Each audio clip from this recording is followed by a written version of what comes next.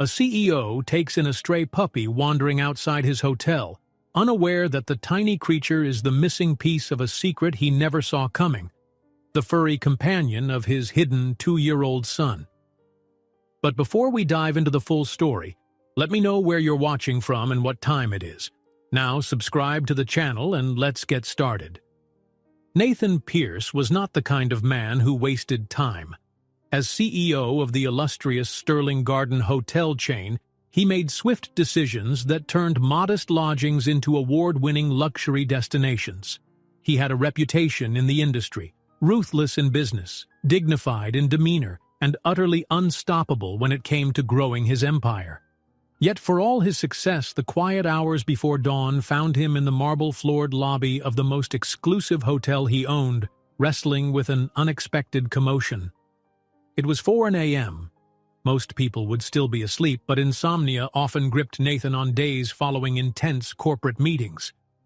Despite the late hour, staff were in place, front desk associates quietly tapping at computer screens, security guards pacing near the glass entrance.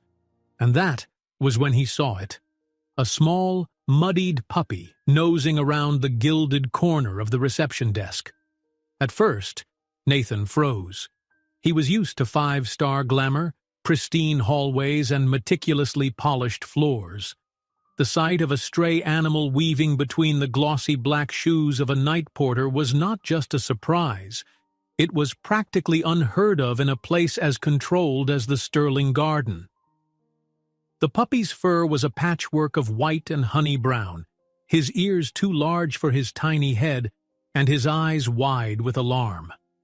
1 second, the pup was sniffing at a large potted plant, and the next, a shriek came from the newly arrived guests behind him. "Sir, there's a dog in here!" exclaimed a startled woman in a designer coat. She clutched her handbag defensively, as if the small creature were a wild beast. Nathan, watching from the far side of the lobby, recognized a growing sense of protectiveness within himself. He walked over, his polished steps echoing on the marble. "It's all right," he said, voice calm but firm enough to reassure the distressed guest. "I'll handle this." Hotel staff approached with caution, clearly afraid of the tiny intruder, but something in Nathan hesitated. Was it the look in the puppy's eyes? Fear and confusion mixed with innocence, perhaps. Or maybe it was the faint whine that seemed to call out for help. The dog cowered behind a velvet lounge chair, tail down, trembling. Nathan knelt, a gesture that caused quite a stir among onlookers, because rarely did the dashing and impeccably dressed CEO stoop for anyone or anything. Yet here he was, in a crisp suit, lowering himself until he was close to the puppy's level. His reflection in the polished floor flickered under the grand chandelier. "Hey, buddy," he murmured, extending his hand slowly. "It's all right. You're safe." The dog sniffed his fingertips. Seconds later, with an almost inaudible whimper, it took a shaky step forward, resting its muzzle against Nathan's palm. The tension around them seemed to dissolve, replaced by a curious hush. Staff and guests alike watched with rapt attention. "Shall I call animal control, sir?" ventured a security guard, uncertain. For a moment, Nathan considered it. That would be the sensible option. Phone the authorities. Let professionals handle the stray. At the same time, seeing that small, frightened creature pushed him to do something unusual for a man so guided by logic and profit margins. A sudden, inexplicable pang in his chest said that giving this puppy away so quickly would be wrong. Before he could respond, the entrance doors hissed open. In walked a young woman, rain-soaked, her eyes scanning the lavish lobby as though she never expected to be inside such splendor. Her hair was matted to her forehead, and her clothes, though neat, had clearly seen better days. She looked around in desperation until she spotted the puppy in Nathan's arms, and a burst of relief crossed her features. "There you are," she breathed, stepping forward. The puppy wriggled, tail now wagging in frantic circles. Nathan stood, the small animal still pressed gently to his chest. As he locked eyes with the newcomer, he felt a sudden wave of empathy, though he couldn't pinpoint why. I'm so sorry," the woman stammered, approaching carefully. He slipped his leash. I've been searching the streets for him. She exhaled, her voice trembling with a mixture of exhaustion and worry. I didn't mean to cause trouble. He's usually so well behaved. Nathan studied the pair. Yours? He asked, almost skeptically. This puppy appeared lost and battered by the night's storm. It was surprising that it belonged to anyone at all, let alone someone who looked so utterly drained. Yes. Her cheeks flushed, partly from the cold, partly from embarrassment. She offered a small smile at the puppy, who responded by squirming in Nathan's arms. His name is Max. A wave of relief spread through the staff. It was easier, perhaps, to let the rightful owner take the little troublemaker away. But Nathan felt a twinge, something akin to disappointment. He had already begun to picture how he might care for the puppy, worry over its well-being. The rational part of him tried to bury that thought immediately. He was a man of business, not a caretaker. Where are you staying? Nathan asked, noticing that the woman's coat was soaked through, droplets of water trailing onto the immaculate hotel floor. The question made her stiffen. Her gaze flickered around the lobby before she admitted softly, I don't actually have a reservation. I was looking for a place that would allow pets, at least for one night. But I saw how fancy this hotel is, and I thought maybe I'd try cheaper places. I only came in because I spotted Max through the windows. Nathan didn't know what compelled him in that moment. Perhaps it was the puppy's trusting eyes, or the tremor in the woman's voice. Maybe it was the memory of his own mother, who had struggled so much when he was little. But before he realized what he was doing, he said, You can stay here tonight. Bring your dog. A hush fell over the staff. Was the CEO truly allowing a stray dog and a drenched stranger to remain in a suite that usually cost thousands of dollars per night? The young woman gaped, surprise filling her features. Sir, the concierge whispered, stepping forward, our policy regarding animals is quite strict. I am well aware of our policy, Nathan interrupted smoothly. I also own this hotel. With that, he turned to the newcomer and flashed a polite smile. You and Max can stay here as guests, my personal expense. We'll arrange a suite and have fresh clothes brought up. You don't have to, she began, stumbling over her words. I know, Nathan replied. Then, with an effort to retain composure, he handed the puppy back to her. But something tells me it's the right thing to do. This was the moment that would change everything. Of course, Nathan didn't realize it yet. He simply thought he was helping a stranger in need, an impulsive kindness from a man not known for softness. He had no clue that the puppy he'd held belonged to a child, a little boy who, in a startling twist of fate, turned out to be his own secret son, just 2 years old. That piece of destiny was concealed by the hush of early morning, by the swirl of security staff trying to handle protocol, by the trembling figure of a woman who thanked him repeatedly, tears shining in her eyes. Nathan watched them lead her toward the elevators, the puppy wagging its tail in her arms. He had no idea that his life had just pivoted, no concept of the hidden truth that would soon flood his existence with a responsibility and a love he'd never imagined he was missing. Because upstairs, in a modest hotel room the young woman had rented for only a few hours before she was forced out, sat a sleeping toddler with the same bright eyes and uncertain smile Nathan himself had once worn as a boy. A child who, through a twist of fate, was his own blood, a secret carefully guarded by the woman who'd finally stepped into the lobby with a puppy in search of help. And it all began with a single merciful act from a man whose heart was unexpectedly touched by a damp, fearful dog in his luxurious hotel at 4 a.m. Little did Nathan Pierce know that his decision to shelter the stranger and her puppy would have repercussions far beyond the immediate kindness of one sleepless night. He woke the next morning to a sky brushed in pale gold, stepping out of his private penthouse suite with the intention of diving back into business as usual. Meetings had to be held, A property investment manager was waiting for his signature on an urgent contract. The hotel's marketing department had scheduled an 8:30 a.m. briefing on an upcoming ad campaign. Yet, despite his methodical schedule, Nathan found his mind wandering to the soaked young woman and her dog. He wondered if she had slept well.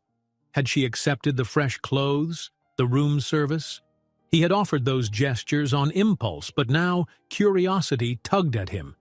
With a brisk stride, he crossed the marble corridors toward reception, prepared to learn whether his unorthodox guests had departed or remained. At the desk, a red-haired concierge greeted him. "Good morning, Mr. Pierce," she said, voice tinged with formal respect. "Your schedule is quite full today. Would you like your messages?" "In a moment," Nathan answered, scanning the lobby for any sign of the puppy or its owner. Seeing neither, he pivoted to the concierge and added quietly, "The young woman who arrived late last night. Do we have her name on file?" The concierge's eyes flicked briefly to her computer screen. "Yes, sir. Julia Martin. She and the dog are in Suite 516. I believe housekeeping brought her breakfast an hour ago." Nathan offered a curt nod, trying not to dwell on the strange surge of relief inside him. "Thank you. Have housekeeping check again in a couple of hours. Make sure they're comfortable." "Certainly," replied the concierge, though her expression suggested she was somewhat taken aback by this unusual request. It was not often that the CEO personally monitored the well-being of any single hotel guest. Meanwhile, in Suite 516, Julia Martin paced across the plush carpet, her nerves jangling as she debated what to do next. Dressed in a soft robe courtesy of the hotel, she kept glancing at little Max, who was now sprawled happily on the couch, tail wagging with excitement. The puppy stared back at her, as if sensing her apprehension. Beyond the bedroom door was an adjoining room, dimly lit by daylight sneaking through drawn curtains. Inside, a small boy was murmuring in his sleep. Julia's heart clenched with both love and worry. With each passing minute, she remembered the startled look in the CEO's eyes when he first discovered the pup, and that fleeting moment of tenderness in his posture, how he had cradled Max, forgetting the pristine sheen of his expensive suit. She was used to hoteliers or managers being annoyed by the presence of a dog, let alone a stray one. She expected scolding, maybe even a call to local authorities. Instead, she'd been met with generosity. Was it just pity for her soaked clothes and frantic expression? Or was something else at work?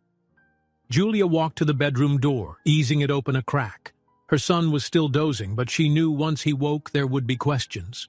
He was only 2, yet he spoke with a clarity that always surprised her.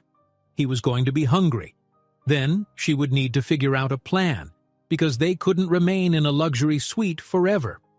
She had very little money saved, a precarious arrangement that had already run out in cheaper accommodations. A soft knock on the suite's outer door pulled her from her thoughts. Julia's heart sped up. She half expected a staff member to say there'd been a mistake, that she needed to vacate immediately. Taking a breath, she opened the door to find a young housekeeper, cart in tow, wearing a sympathetic smile. "Ms. Martin," the woman said gently, "I'm here to collect the breakfast tray, and I was told to check if you needed anything else, at Mr. Pierce's request." Mr. Pierce. The name alone made Julia's pulse quicken. "Oh, thank you," she answered, stepping back so the housekeeper could come inside. "It was very thoughtful of him to put us up like this. I hope it hasn't been an inconvenience."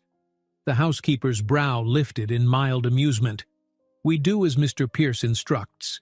He rarely intervenes directly with guests, so consider yourself special." Julia offered a hesitant laugh. "Special? Well, the kindness is unexpected." The housekeeper nodded as she retrieved empty plates and tidied up.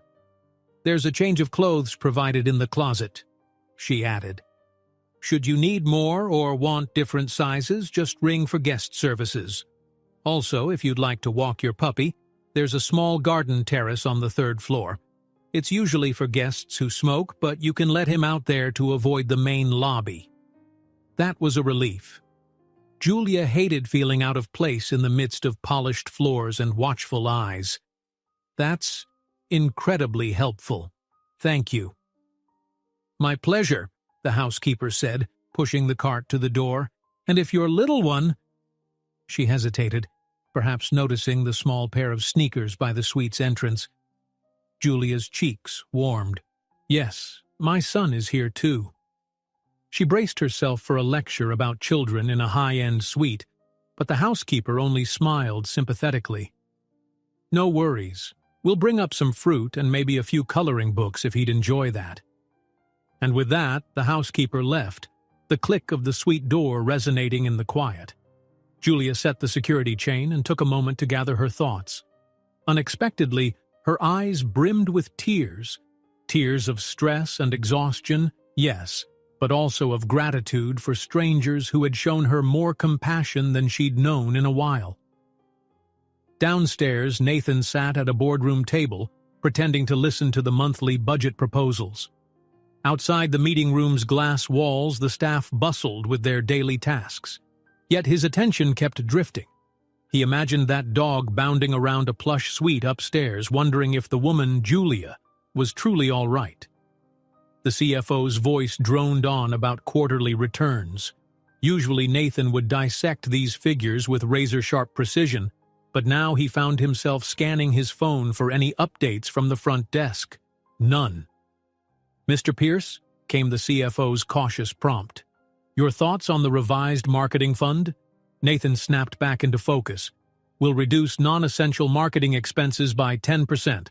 Allocate savings to staff training in our lower-performing branches, and reassess next quarter." A wave of impressed nods circled the table, but inside, Nathan felt no sense of accomplishment. He recalled the night before, the raw vulnerability on Julia's face, the trembling puppy, and something else. She had seemed terrified of something bigger than just losing the dog. It was a shadow in her eyes, as though her life teetered on the edge of an unseen chasm. Never had Nathan been so unsettled by a situation that wasn't strictly business. He cleared his throat, glancing at his watch. 9:30. He set down the financial documents. "That's enough for this morning. Adjourned. We'll continue after lunch." Nobody argued. When Nathan Pierce ended a meeting, it ended. The CFO collected his papers, and the others filed out. Nathan lingered in the hush, rubbing his temples. Perhaps he should just let it go. The woman would rest, gather her dog, and leave. But an itch of concern gnawed at him. Within minutes he was in the elevator, heading to the 5th floor. He told himself it was simply to ensure no policies were being violated, that no further chaos threatened the polished reputation of the Sterling Garden Hotel. Yet each time he mentally rehearsed what he'd say if anyone questioned him, he sensed a deeper longing beneath that practical veneer. Julia, for her part, had just managed to dress in a borrowed blouse and black slacks, slightly too large but far more suitable than her rain-drenched attire. She brushed the tangles from her hair with a hotel-provided comb, staring at her reflection in the bathroom mirror. Over the last 2 years, she had grown used to fending for herself and her son, forging ahead despite life's hardships. But every so often, she was jolted by the magnitude of her responsibilities. Now, in a 5-star suite wearing a hotel's blouse, she felt that sense of surreal disbelief all over again. A small cry interrupted her thoughts. Her child's voice. She threw the comb down and rushed from the bathroom. In the bedroom, she found her 2-year-old boy, Oliver, rubbing bleary eyes with tiny fists. His curly hair stuck up at odd angles, and he clutched a worn plush toy in his little hands. "Mommy," he murmured. Julia's heart squeezed. "It's all right," she soothed, scooping him into her arms. "We're safe." He gazed around, puzzled, noticing the luxurious bedding, the thick drapes, and the fact that this room was vastly different from the cramped motel they'd slept in just a day before. Max, the puppy, scampered in, leaping at Oliver's ankles, tail wagging, and the little boy giggled. Julia felt a flicker of relief. At least Oliver was too young to question the mismatch of their usual surroundings. Children adapt quickly, she reminded herself, but then came that dreaded thought. How long could she keep up this life of constant uprooting? She kissed Oliver's forehead, pushing the concern from her mind temporarily. "Do you want some breakfast, sweetheart?" His eyes lit up at the mention of food. "Pancakes?" She gave a small, apologetic smile. "We'll see what we can find. Let's ask room service, okay?" Oliver nodded eagerly, clearly excited by the concept of phone-delivered pancakes, a novelty he'd never experienced. Setting him down, Julia guided him to the sofa, turning on the television to a gentle children's program. Max happily curled up at Oliver's feet, content to doze again. As Julia reached for the phone, her pulse jolted at the sound of a firm knock on the suite door. This time it was too strong to belong to housekeeping. Bracing herself, she approached and looked through the peephole. On the other side stood a tall figure she recognized instantly, the faint lines of impatience etched into his features. It was Nathan Pierce. She swallowed hard, heart thumping. There was no reason to suspect trouble, but anxiety fluttered in her chest.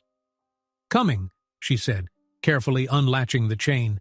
She pulled the door open to reveal the CEO, impeccable in a tailored charcoal suit. For a moment, she couldn't speak. His gaze swept over her, then drifted into the suite behind her. "Good morning," Nathan said, crisp yet oddly gentle. I wanted to see if everything was all right. How's the dog?" Julia exhaled in a rush of relief, stepping aside so he could enter. "We're fine, thank you. Max is making himself at home," she said, nodding toward the fluffy pup at Oliver's feet. "And, well, thank you, again, for helping us last night. You didn't have to do that." Nathan's eyes flicked to the living area, where Oliver sat on the couch, wide-eyed at the sight of this stranger who had just entered. The little boy clutched his stuffed toy with a mix of curiosity and caution. Nathan offered a polite smile, addressing the boy softly. "Hello there." Oliver pressed against Julia's leg, half hiding behind her. "He's just waking up," Julia murmured. "He's shy with new people." Nathan nodded, noticing with a sudden pang that the child had an uncanny glint in his gaze, something familiar, though he couldn't place it. Was it the shape of his eyes or the slight arch of his brow? The moment flickered and vanished before Nathan could delve deeper. Clearing his throat, he returned his attention to Julia. "Anyway, I just came to assure you there's no rush to leave. I wanted to extend the courtesy of another night if necessary. It seems you've had, well, a rough time." "It's more than I could ever thank you for," Julia said. "I'll be out of your hair soon, I promise." A subtle frown creased Nathan's brow. For reasons he couldn't explain, the idea of them departing so quickly unsettled him. He let out a slow breath, meeting Julia's eyes with a subdued warmth. "You can stay as long as you need. I'd rather you be safe than rush away. The staff can arrange anything you require. Clothes, supplies, a meal plan. Let them know. No charge." She hesitated, tears threatening again at the unexpected generosity.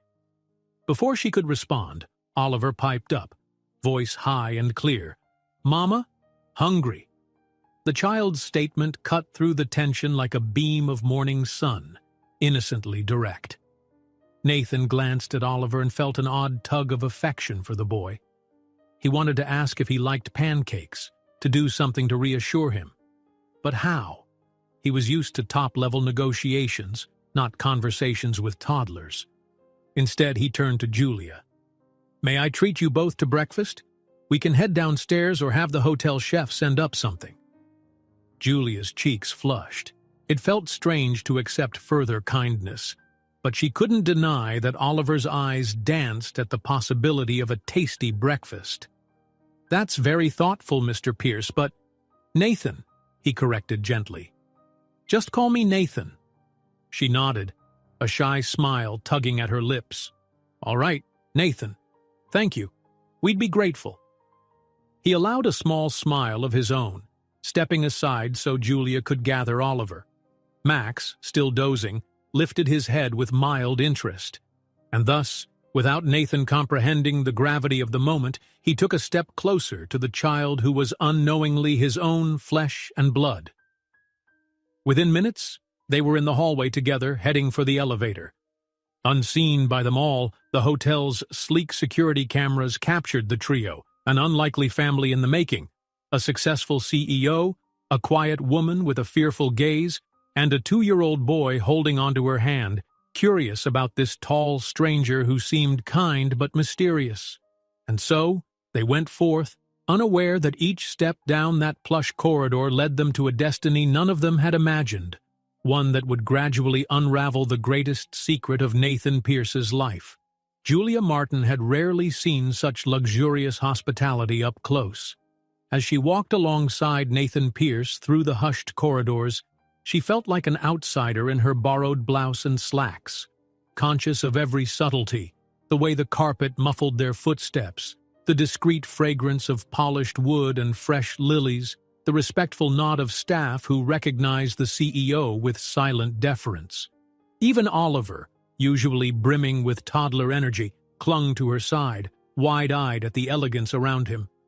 They reached a private dining area adjacent to the main restaurant. A crystal chandelier dangled above tables draped in ivory linen, and the morning sun glowed through tall windows, illuminating rows of exotic plants. Only a few early risers sat in corners, sipping coffee or reading newspapers. At Nathan's arrival, a maitre d' in a pressed black suit stepped forward. "Mr. Pierce, good morning," he said with a courteous bow. "May I escort you and your guests to a table?" Nathan dipped his head in a polite nod. "Yes, thank you. Something a bit secluded, if possible."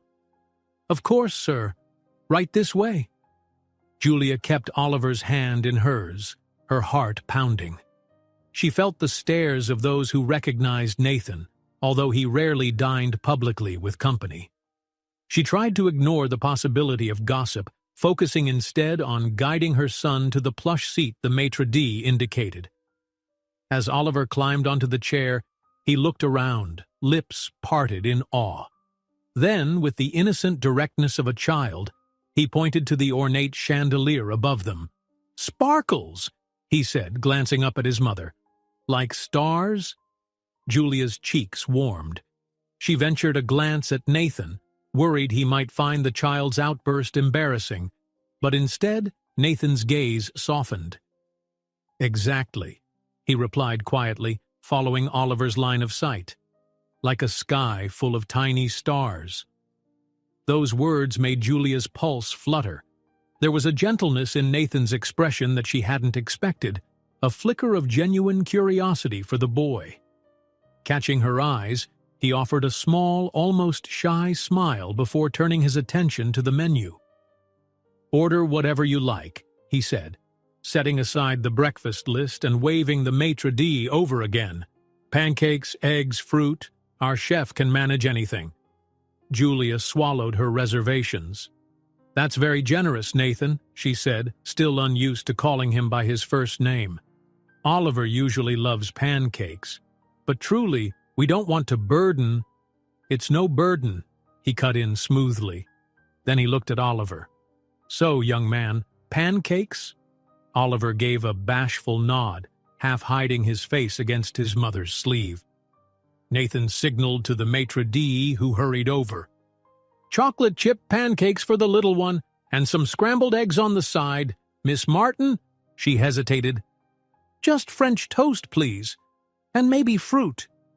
Nathan added his own order, a simple black coffee and a light omelet.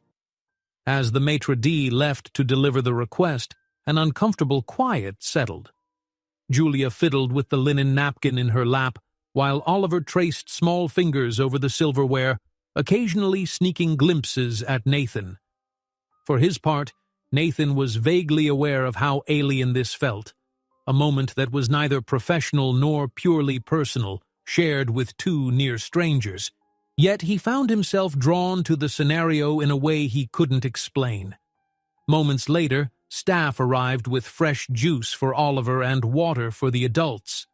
The sight of Oliver's eyes lighting up at the fancy glass made Julia smile, and in that unguarded second, Nathan saw how warm her features could be when freed from anxiety.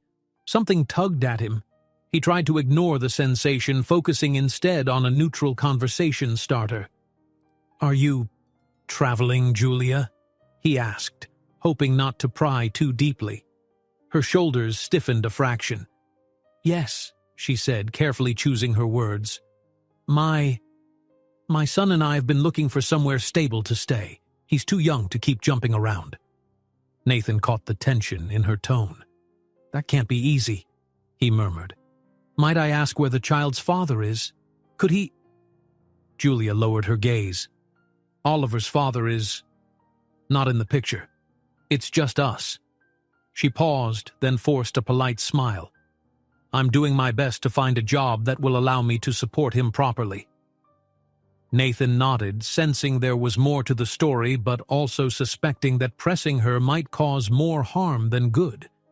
His initial instinct was to offer her a job at one of his hotels. He had the power, after all. But something about Julia's proud posture hinted that such a proposition might embarrass or unsettle her, especially without a proper context. So he held his tongue. Just then, the food arrived. Oliver's eyes went wide at the fluffy pancakes dripping with syrup and sprinkled with chocolate chips. "Mama, look!" he exclaimed, excitement banishing his earlier shyness. Julia leaned over to cut the pancakes into bite-sized pieces, smiling reassuringly. "Slow down, sweetie. Enjoy them." Nathan's gaze drifted to the pair. There was an easy warmth in the way mother and son interacted. Oliver trusting her with unwavering devotion, Julia doting on his every need. A pang of nostalgia flickered in Nathan's chest. He recalled faint memories of his own mother, who had struggled to keep things afloat after his father left. The recollection was distant but potent, stirring old wounds. It left him strangely protective over the small family sitting with him. He sipped his coffee, schooling his features into composure. "Any luck job hunting yet?" he asked, trying to keep the conversation going. Julia sighed, busy wiping a spot of syrup from Oliver's cheek. "I've managed a few part-time gigs here and there, office temp work, a bit of waitressing, some retail. It's been a challenge." Nathan folded his hands, carefully measured. "What about references, previous employers?" She gave him a swift, apologetic look. I used to live elsewhere, and my circumstances changed abruptly. Let's just say it's been complicated to get proper references." Nathan heard what she didn't say. Perhaps there was no one to vouch for her now, or she feared being traced. Either way, he understood that pushing for details would only heighten her wariness. Instead, he pivoted. "I see. Well, if you need any help, the hotel's HR department is quite extensive. We have contacts in many industries, not just hospitality." Julia froze, uncertain how to respond. The offer sounded both kind and imposing, like an opportunity that might solve her troubles but also place her deeper in Nathan's debt. She swallowed. That's kind of you. I'll keep that in mind." Nathan gave a brief nod, returning his focus to his omelet. In the silence, Oliver beamed at the sweet pancakes, wholly oblivious to the tension the adults felt. For a while, the only sounds at the table were clinks of silverware and quiet sips from cups. Then Oliver paused in the middle of chewing, his small face suddenly lighting up with curiosity. He looked directly at Nathan, as if mustering courage to speak. "Do you has a doggy too?" he asked, voice stumbling on grammar. Nathan smiled in faint surprise. "No, I don't," he replied. "I travel too much for work, but I like dogs." "Oh," Oliver studied him, syrup glistening on his chin. "Max is good dog," he added seriously, as if persuading Nathan to reconsider. A soft laugh escaped Julia, the tension in her posture releasing. She dabbed a napkin at Oliver's face again. "He's very protective of Oliver," she said to Nathan, but her voice gentled. "I rescued Max as a puppy, and they've grown so attached. I can't imagine separating them." Nathan nodded, recalling the moment he scooped up that little stray the night before. Something about dogs, loyal, unconditional in their affection, struck a chord in him. "I understand," he murmured. He offered Oliver a conspiratorial grin. "Maybe one day I'll get a dog of my own." Oliver giggled, spurred on by the concept. "Yes, a big doggy." Nathan chuckled, then caught Julia's eye. There was gratitude reflected there, gratitude for treating her son kindly, for not dismissing him. It warmed him in a way business victories never quite did. They finished breakfast without further ceremony, the staff discreetly clearing plates and refilling beverages. By the end, Oliver was happily stuffed, babbling about how yummy everything was. Julia mouthed another quiet thanks to Nathan, who simply waved it off, not wanting to make her feel indebted. But as they rose to leave, the phone in Nathan's pocket buzzed. He retrieved it, scanning the screen with a frown. "I'm sorry, I need to handle some business," he told Julia. "Stay as long as you like. The suite is at your disposal." She inclined her head. "We'll probably return there for now. Thank you again." Nathan nodded, about to turn, but Oliver tugged the leg of his trousers. Surprised, Nathan looked down to meet bright eyes and an outstretched arm. Oliver wanted to show him a leftover chocolate chip from his plate, a small token from a child's world. Nathan gently took it, smiling. "Thank you, Oliver," he said softly, "but I think you can keep it." Oliver grinned, popping the chip into his mouth with a flourish, as if that solved everything. Julia flushed with embarrassment, yet Nathan found it endearing. Then, with a final nod, Nathan made his exit, leaving Julia and Oliver to gather themselves. She felt relief that, at least for the next few hours, they had shelter, and maybe more than that. There was a subtle promise in Nathan's demeanor, a willingness to assist if she let him. Still, a voice in her head cautioned that she couldn't let her guard down. They rode the elevator back to the 5th floor. Oliver hummed a little tune under his breath, while Julia replayed the breakfast in her mind. Nathan was unexpectedly gracious, so different from the powerful executives she'd imagined. She chided herself for noticing the kindness in his eyes, the careful way he spoke. This was just a temporary refuge, nothing more. But when they stepped back into the suite, Max bounded forward to greet them, tail wagging. Oliver giggled, and in that moment, all that existed was the bright laughter of a child who felt safe, and a mother who prayed that safety would last. Julia wondered what Nathan's next move would be. Would he simply go back to his business empire and forget them, or would he continue stepping into their lives unannounced, unveiling pockets of compassion she never expected? She would learn that answer soon enough, because fate had already decided to bind them closer until the weight of a 2-year-old secret came crashing into the open, changing every plan Nathan Pierce had so carefully laid for himself. Nathan Pierce navigated the hotel corridors with a purposeful gait, but his thoughts were far from the usual swirl of quarterly reports and property acquisitions. His phone buzzed again, a reminder from his assistant that an important investor meeting began in precisely 10 minutes. Clenching his jaw, he quickened his pace, trying to will his mind back to business. Yet, in the periphery of his consciousness, he kept picturing the moment Oliver tugged his trousers at breakfast, holding up that leftover chocolate chip with childish delight. He stepped into the executive suite where his management team already waited around a polished mahogany table. The floor-to-ceiling windows overlooked the city skyline, bright with midday sun.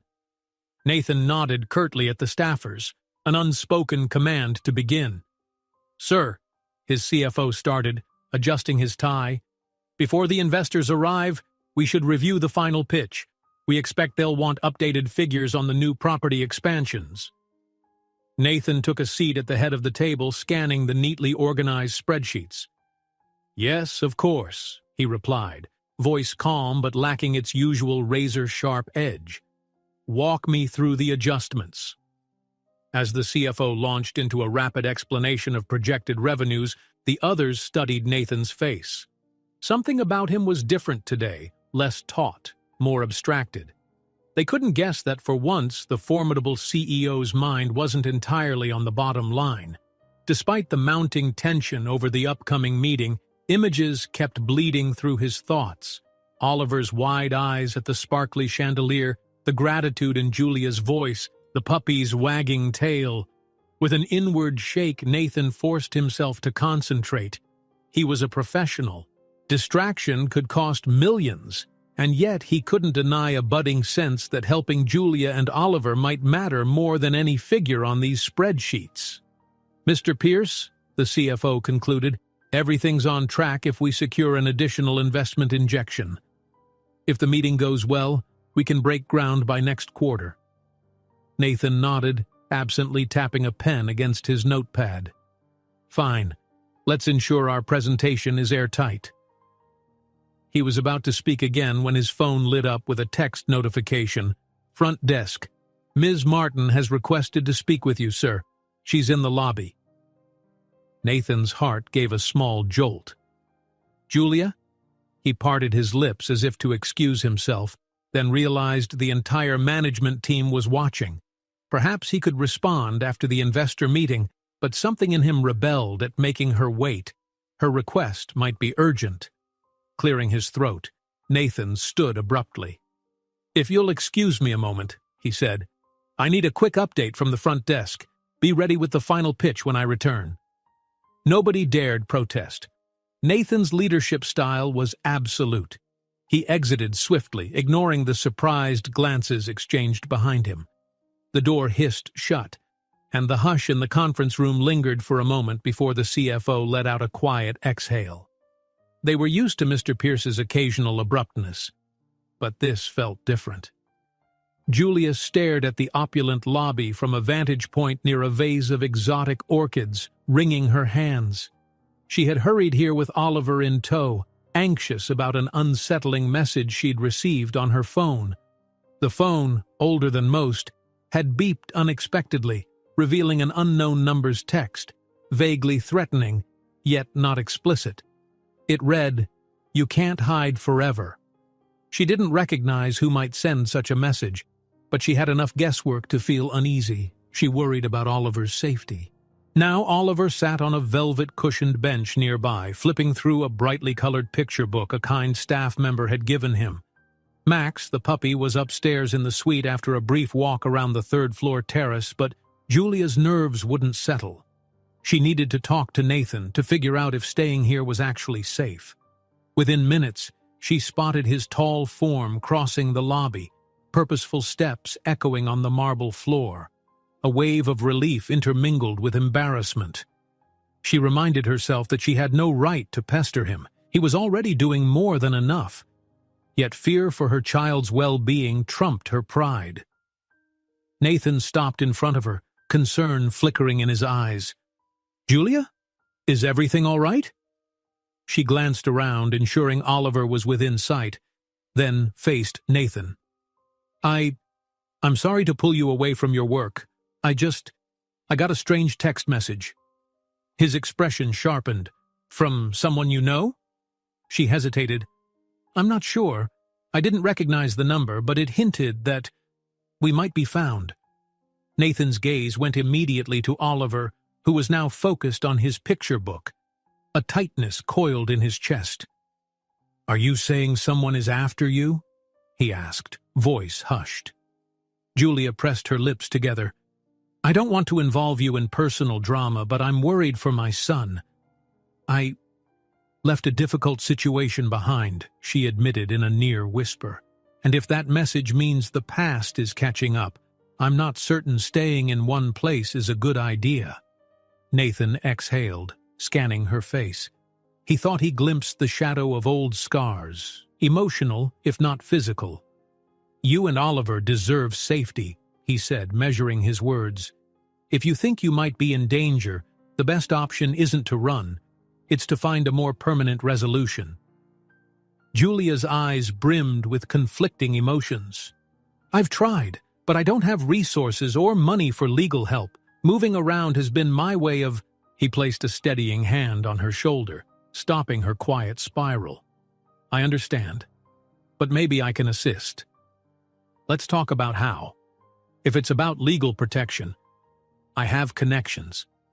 If it's something else, I can arrange security, or at least help you find a safer environment. Her throat tightened with tears she refused to shed in public. Why? Why would you do all that? I'm basically a stranger. Nathan felt an inexplicable tug, the same feeling he'd had when rescuing the puppy. Let's just say I don't want anything to happen to you or Oliver, he said simply. I can't explain it fully, but trust me? She nodded slowly as if the weight of trust was an unexpected gift. The hush between them held for several seconds until Oliver ambled over, clutching the picture book. "Mommy, read me?" he insisted, lifting the book with a smile. Julia forced a small laugh, her tension masked for Oliver's sake. "Sure, sweetheart." Nathan glanced at his watch. He was late for the investor meeting by now. "I have to attend something urgent," he said, kneeling briefly to address Oliver. "I'll see you both soon, all right?" Oliver blinked, then pressed closer to Julia, still shy in front of strangers. But he peered back at Nathan with curiosity. Nathan stood, offering Julia a final gentle nod. "If you prefer, you can wait here in the lobby, or I'll have a staff member escort you back to your suite, and we'll talk later, today, if possible." Julia let out a trembling breath. "Thank you," she whispered, grateful and yet distinctly aware she was on the brink of revealing more secrets than she'd ever wanted to. "We'll wait in the suite." He inclined his head, pivoted on his polished heel, and strode away. The entire exchange had lasted only minutes, but Julia felt as though the floor had shifted beneath her. She coaxed Oliver to follow, determined to keep him calm. As they headed for the elevator, she spotted a figure in the far corner of the lobby, a man in a worn jacket, flipping through a newspaper yet eyeing her from behind its pages. Julia's chest constricted. Was it paranoia, or had the unknown messenger already caught up? Back in the executive suite, Nathan's investor meeting had already begun without him. He entered with an apology that raised a few eyebrows among his staff. He was rarely late. Nonetheless, the conversation resumed. Two potential financiers, a poised older woman in a charcoal suit and a middle-aged man with a confident grin, listened intently as the CFO recapped the expansion plan. Nathan tried to focus, forcing the swirl of worry about Julia and Oliver into a mental box. He responded with unwavering authority to their questions about return on investment, timeline, and brand synergy. The entire pitch took almost an hour, punctuated by polite questions from the investors and calm, precise answers from Nathan. At the end, the female investor tapped her pen against the table, looking impressed. "You've always been thorough, Mr. Pierce," she remarked. "Our only concern is the scope of your schedule. You have so many simultaneous projects. Can you handle more?" Nathan flashed a confident half-smile. "I've built a strong management team, some of the best in the industry. With the right capital, we'll not only handle these expansions but elevate them to top-tier status." She nodded slowly. "Then we're on board, conditionally. We'll finalize details within the week." The sense of victory that usually accompanied a successful negotiation felt hollow today. Still, Nathan signed the necessary documents with a steady hand. As soon as the meeting ended, he excused himself to a silent side corridor, phone in hand. He texted the front desk, "Ensure Ms. Martin and her son have anything they need. Send a note that I'll speak with her soon." A moment later, his phone pinged in acknowledgement. Nathan leaned against the wall, exhaling. Business was handled, at least for the day. Now, all he wanted was to figure out how to protect Julia, an impulse that days ago would have seemed irrational. After all, she was, by his own admission, a stranger who'd stumbled into his lobby with a runaway puppy. But that didn't feel true anymore. Not with the glow in Oliver's eyes still haunting him, nor the quiet fortitude in Julia's voice as she tried to keep her son safe. He recalled glimpses of his mother rummaging through piles of overdue bills, valiantly forging ahead when his father walked out. He remembered seeing fear in her eyes, always masked by forced optimism. Maybe that was why he couldn't turn away from Julia and Oliver. He recognized that same resilience and that same unspoken desperation. His phone buzzed again, but this time the message was from an unknown number, ironically echoing Julia's predicament. Nathan's brow furrowed as he opened it. "Stay out of what doesn't concern you, Pierce. You don't know her like you think. Some secrets should stay buried." A cold ripple spread through him. He stared at the words, adrenaline heightening every sense. How did a stranger even know about Julia? Were they connected to the same threat she feared? Who would have the audacity to send him such a warning? He clenched his jaw, fists tightening around the phone. His mind raced with questions, but one realization stood out. Julia and Oliver were in more danger than he realized, and if it was connected to them, he might be a target too, especially now that he'd pledged to help. Nathan pushed off from the wall, tension radiating through his body. He typed an immediate response to the front desk. Double security presence on Ms. Martin's floor. No visitors unless cleared by me. And have my driver prepare the car. I'm going up to see them soon. He wouldn't stand idle, that much was certain. This was beyond a stray puppy, beyond an accidental kindness. Nathan Pierce, the unstoppable CEO, had just been threatened over a woman and child who might hold secrets deeper than he'd ever suspected. And if he was about to unearth them, then so be it. He'd protect Julia and Oliver, no matter the shadows stalking them. He just had no idea how big those shadows really were, or that in a matter of hours he'd stumble onto the truth of Oliver's paternity, a revelation that would upend everything he thought he knew about his own life.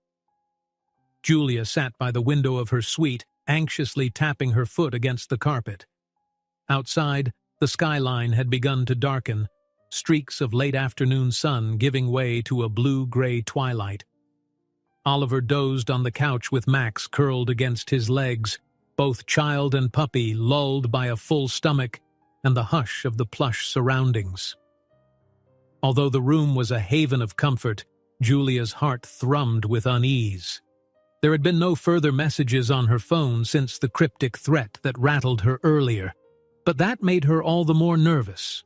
Whoever had reached out knew how to keep her on edge. She exhaled shakily, pressing her hands to her cheeks. She couldn't do this forever. She couldn't keep picking up and running every time a shadow of her past loomed. Yet the idea of staying put, of letting her guard down, felt equally perilous. She rose to check the door. A few minutes ago, a polite knock had signaled the arrival of two discreet but clearly formidable security personnel who quietly stationed themselves in the hallway. They hadn't said much beyond Mr. Pierce's request, and then nodded a curt greeting when she peered out at them. Knowing they were there simultaneously reassured and unsettled her.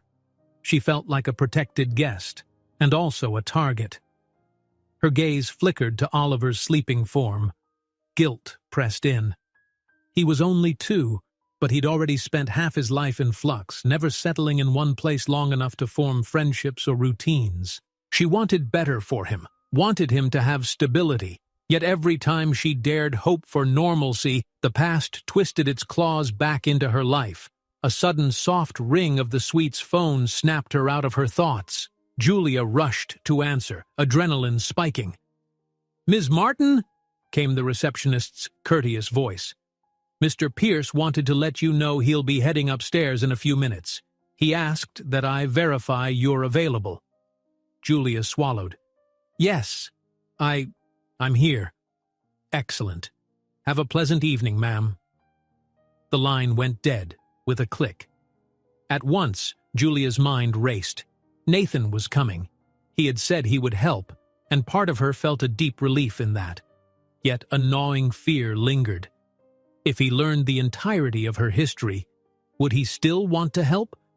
Or would he cast her out, deciding it was too risky? She paced back and forth, the conflict inside her mounting. She had no one else to turn to, but she also dreaded exposing her secrets. Oliver stirred, yawning as he blinked awake. "Mama," he mumbled. Julia moved to him, smoothing back his tousled hair. "I'm here, sweetheart," she whispered. "You slept well?" He nodded sleepily, then noticed Max at his feet and patted the puppy's head. A small smile touched Julia's lips in spite of her unease.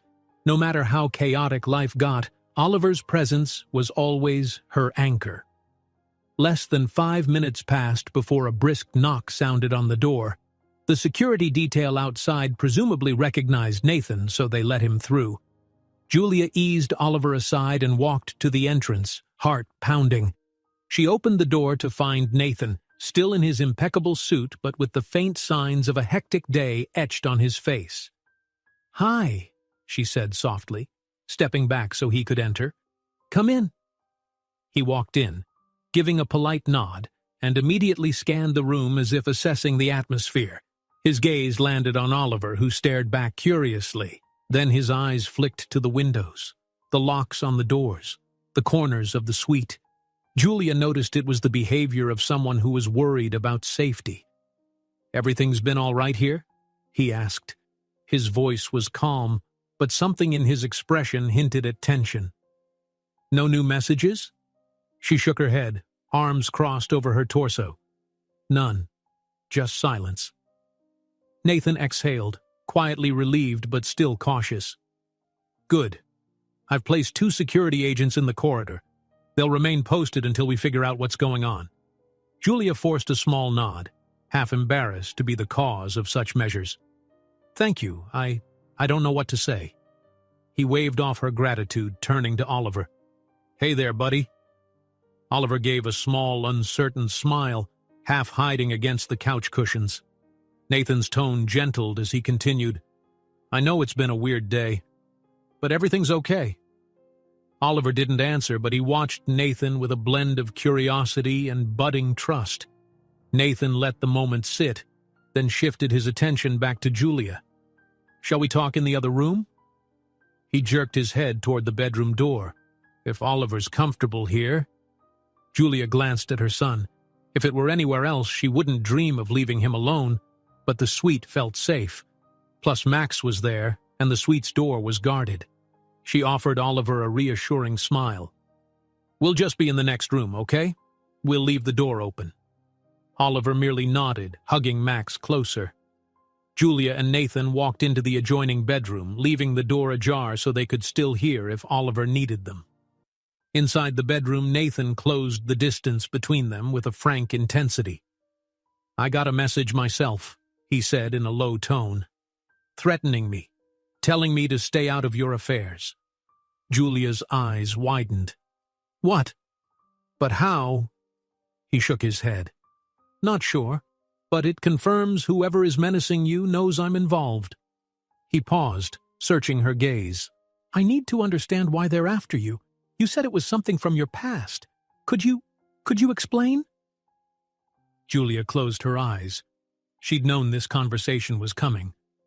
Part of her wanted to cling to vague evasions, but Nathan's concern, and the dangers swirling around them both, demanded honesty. Taking a breath, she began. "I was married briefly. My husband, Carl, was controlling," she murmured, shoulders stiff with memory.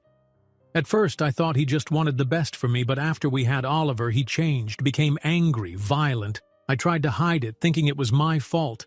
But one night, he threatened Oliver. That was the end. I ran." Nathan's hands curled into fists at his sides. "He threatened a child?" he echoed, voice bristling with dismay. Julia nodded, tears burning her eyes. "I had to protect Oliver. I filed a restraining order, but Carl had connections. He manipulated the system, swore he'd find me wherever I went, so I left the city, changed phone numbers, everything. I've been in and out of shelters, cheaper motels, never staying in one place long enough for him to track me down." Nathan's face was grim, comprehending the severity. "And you suspect this text is from him, or someone working with him?" "I can't be sure," she admitted. "But I'd guess so. He's a man who hates losing, who thinks he owns me. I wouldn't put anything past him." A sharp silence followed. Julia studied Nathan's reaction carefully, half expecting him to flinch at the mention of a dangerous ex or distance himself now that he knew the truth. Instead, she saw anger on her behalf, a fierce protectiveness shining in his eyes. "We'll get you proper legal help," Nathan said, voice low. "I can hire a security firm if that's what it takes. You don't have to do this alone anymore." Tears threatened to spill. "Why would you do that?" she whispered, her voice trembling. "It's too big a risk. If Carl suspects you're helping me—" "Let him suspect," Nathan interrupted, unwavering. "I have resources. More importantly, I'm not about to let some abuser terrorize you or Oliver." Julia pressed a hand to her mouth, overwhelmed. She'd hoped for some guidance, maybe a lawyer referral, but Nathan was offering a complete shield, despite the cost or possible backlash. Every part of her that had learned to distrust people found it hard to accept. Yet she sensed his sincerity, and it cracked her defenses. She glanced toward the open bedroom door, half expecting Oliver to interrupt, but for once he was quietly flipping pages of his picture book in the next room. I don't know how to repay you," she finally managed. Nathan softened, placing his hand gently on her arm. "You don't have to repay anything. Consider it an investment, in your safety, in Oliver's future. This is personal now." Personal. The word sent a shiver down Julia's spine. Something in Nathan's voice told her that beyond the moral imperative, he had a deeper motivation. She swallowed a thick surge of emotion, nodding. "All right, I accept." He gave her a reassuring squeeze, then released her arm. For a moment they stood there, an intimate hush wrapping around them. Julia could feel the heat of tears behind her eyes, though she willed them back. Nathan cleared his throat, stepping away slightly.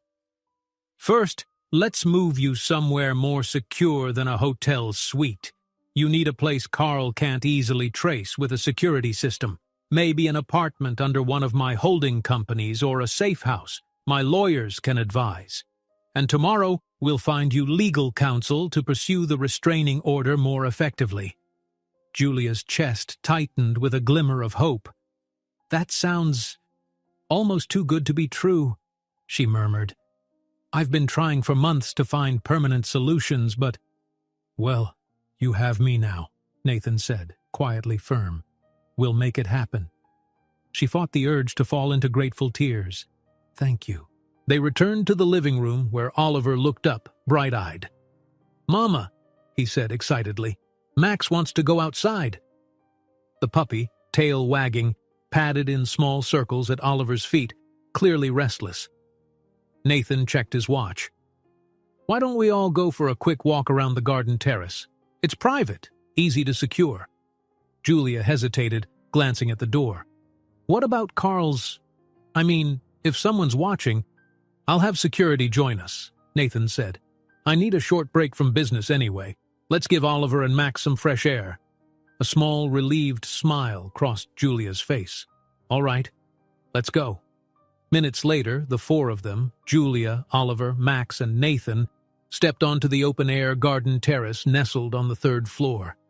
High walls of greenery and tall lattice structures gave a sense of seclusion, with city lights twinkling beyond. In the distance, the buzz of traffic murmured like a distant river. Oliver squealed at the sight of large potted plants, chasing Max between them while the puppy frolicked with unbounded joy. Nathan and Julia stood on a walkway lined with fragrant blossoms. Overhead, the sky had deepened to a velvet blue, stars beginning to pierce through.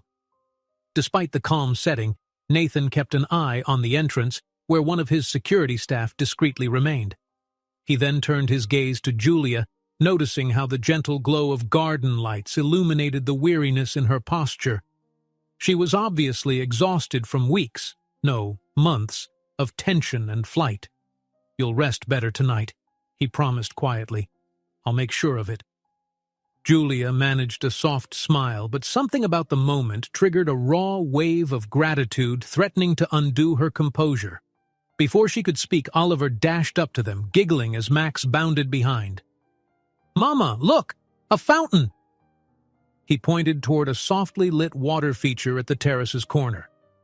"Careful," Julia cautioned, chasing after him before he could slip on the stones.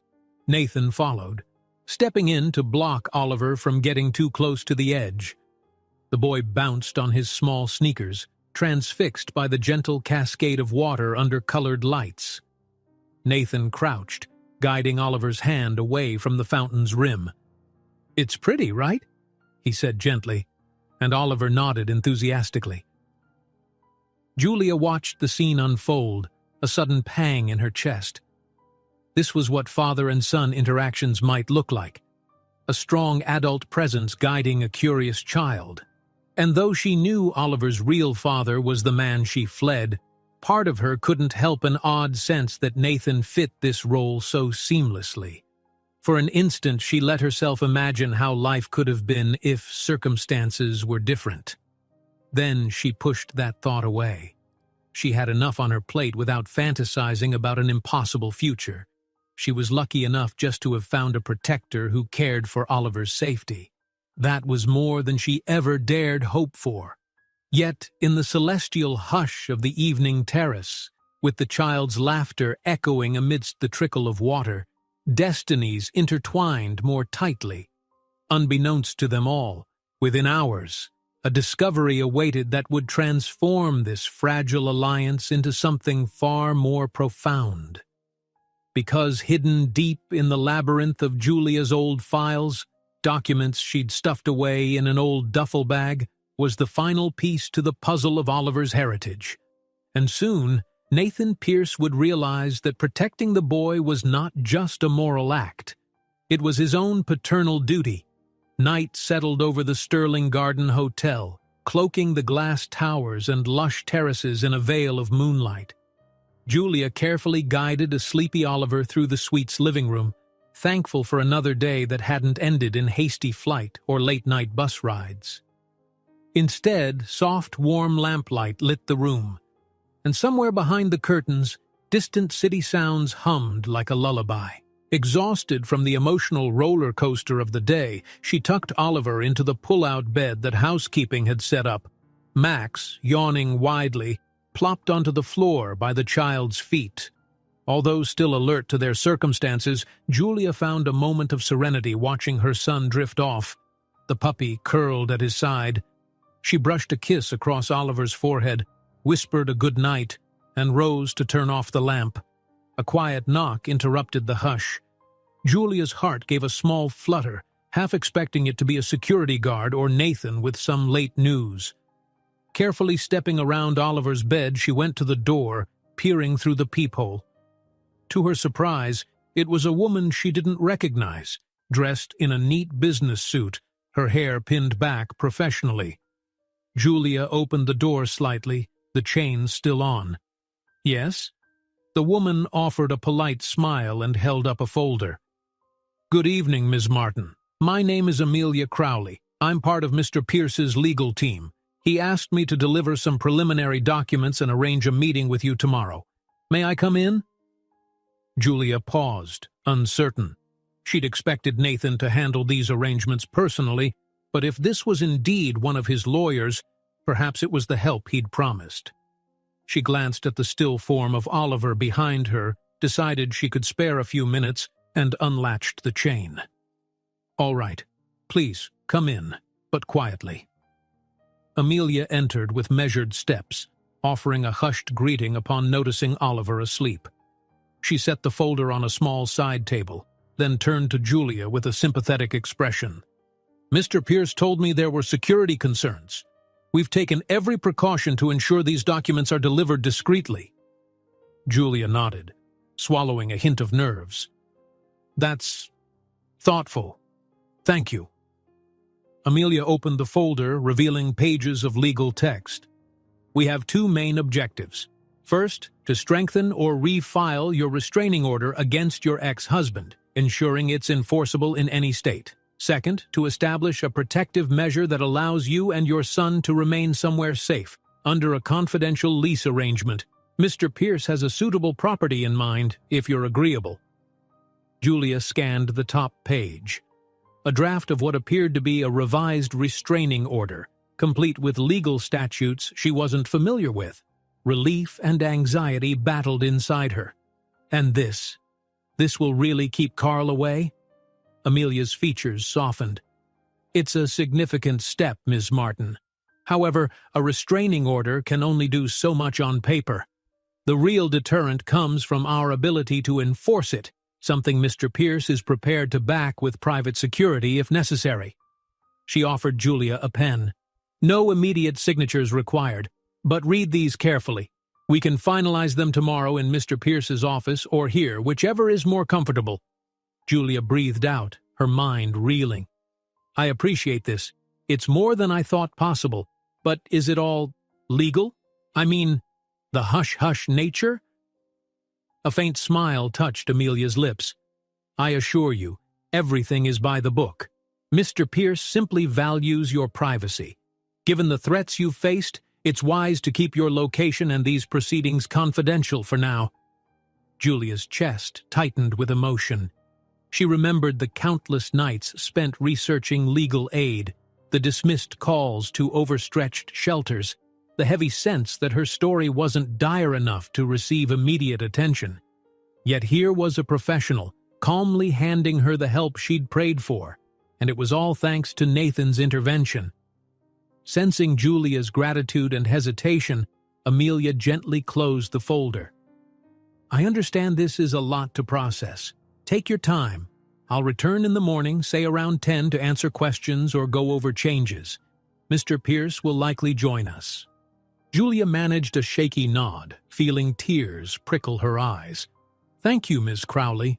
Just doing my job," Amelia replied, tone warm but matter-of-fact. She gave a final glance at Oliver, then made a small gesture of farewell. "Have a good night, Miss Martin." After the door shut quietly, Julia carried the folder to the small desk by the window and flipped through the pages. Rows of legal jargon marched across them, but one detail caught her eye: the potential address for a short-term lease. She recognized it vaguely as an upscale neighborhood, safe, out of the way, exactly what she'd yearned for since leaving Carl. She let out a trembling breath, blinking back the surge of overwhelming relief. She thought of Nathan, how less than 48 hours ago they had been total strangers, save for a single encounter in a hotel lobby with a lost puppy. Now he was arranging the impossible, a real chance for her and Oliver to start anew. But behind that gratitude a pang of guilt twisted. She was withholding a truth from him, a truth about Oliver's real father, or the father she'd named on Oliver's birth certificate. Carl wasn't truly that man. It was a lie she'd used for survival, but the actual paternity was something she'd guarded fiercely, not wanting to face the complications it could unleash.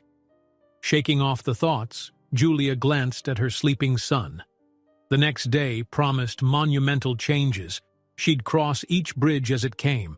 For now, at least, they could rest. Morning arrived with soft sunlight peeking through the edges of the curtains. Julia woke to Oliver perched at the window, cheerfully pointing out small birds that landed on the railing outside. Max, as usual, jumped with excitement at anything that moved. For a moment, normalcy reigned, like a mother and child in a peaceful routine. Then she spotted the legal folder where she'd left it, and the memory of last night rushed in. She rose, rubbing sleep from her eyes. "Good morning, sweetheart," she greeted Oliver, who ran to hug her legs. She set out some fruit from the courtesy basket for him and let Max nibble on a dog treat.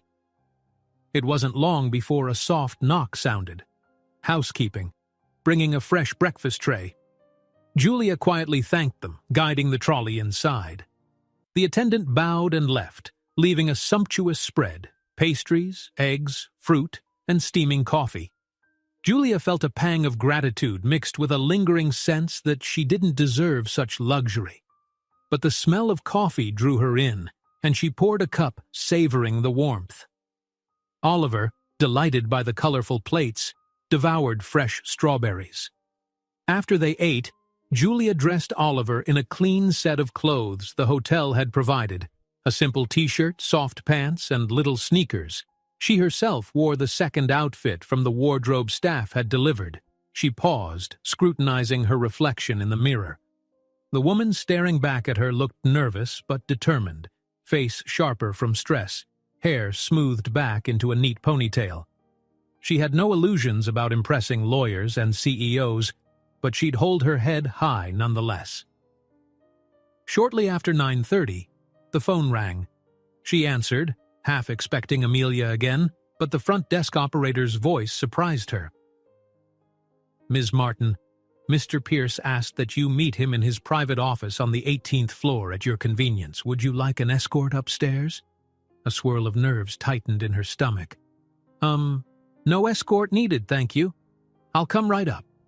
She glanced at Oliver, who was still engrossed in a cartoon on the television. Did she dare bring him to such a formal meeting?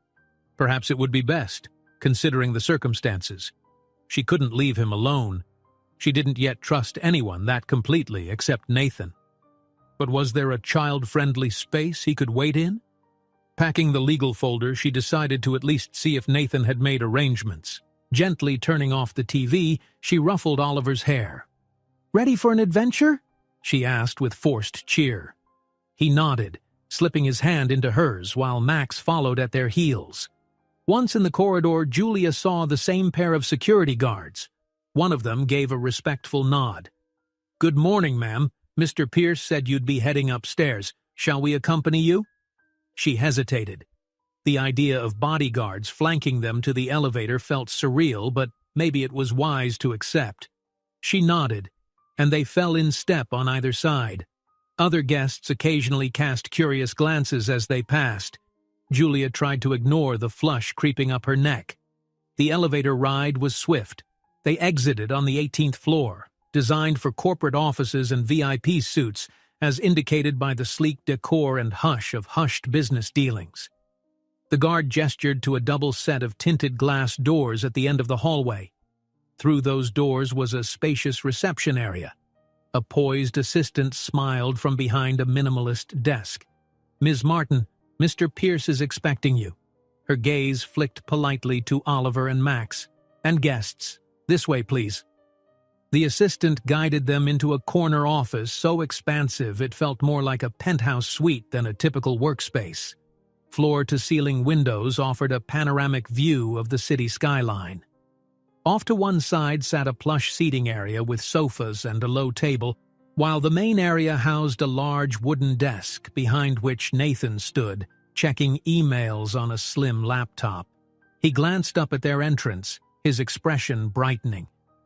"Good morning," he greeted. "Please make yourselves comfortable." Julia noticed another presence. Amelia Crowley, the lawyer from last night, perched on one of the sofas with neatly stacked documents. She smiled in greeting, then discreetly patted the seat next to her. "Oliver can sit here if he likes. I brought some crayons and paper." Julia's throat constricted with gratitude as Oliver happily migrated to the sofa. Max curled beside him. He began doodling the moment Amelia handed him the crayons, leaving the adults a measure of privacy to speak. Nathan motioned for Julia to join him by the desk. "I wanted to discuss the property arrangement," he said, keeping his voice low enough that Oliver wouldn't overhear. "Amelia's found a suitable rental in a quiet part of town, gated community, good security system. All expenses will go through an anonymous account, so your ex will have no trail to follow." Julia's eyes went moist again. "That's incredible. Thank you." She clutched the legal folder to her chest, the reality of this life-changing generosity sinking in. "I can't believe it's so easy for you to set up." "It's not easy," Nathan said gently, "but it's worthwhile." His gaze shifted momentarily to Oliver, who was holding up a scribbled picture proudly to Amelia. A soft warmth lit Nathan's face. "He seems like a wonderful kid." Julia's heart twisted. If only he knew the truth she'd hidden. But maybe there was no reason to reveal it. Carl was listed on Oliver's birth documents, and that had been enough to keep them safe under a certain lie. She was about to dismiss the thought when Amelia spoke. "Ms. Martin, we'll need a few details to finalize. Basic personal data so we can register the new restraining order in multiple jurisdictions. Would you mind verifying your birth certificate and social security number? Also Oliver's birth certificate, if possible?" Julia froze, pulse hammering. Oliver's birth certificate, the one that didn't actually bear Carl's name because, in her desperation, she'd never filed the paperwork. She'd never updated the official form. She lied about it informally. It's a blank father's name. Why she'd chosen that route at the time was complicated. Fear, shame, confusion. But if the lawyers examined it carefully, they'd notice. It might raise questions. Big ones.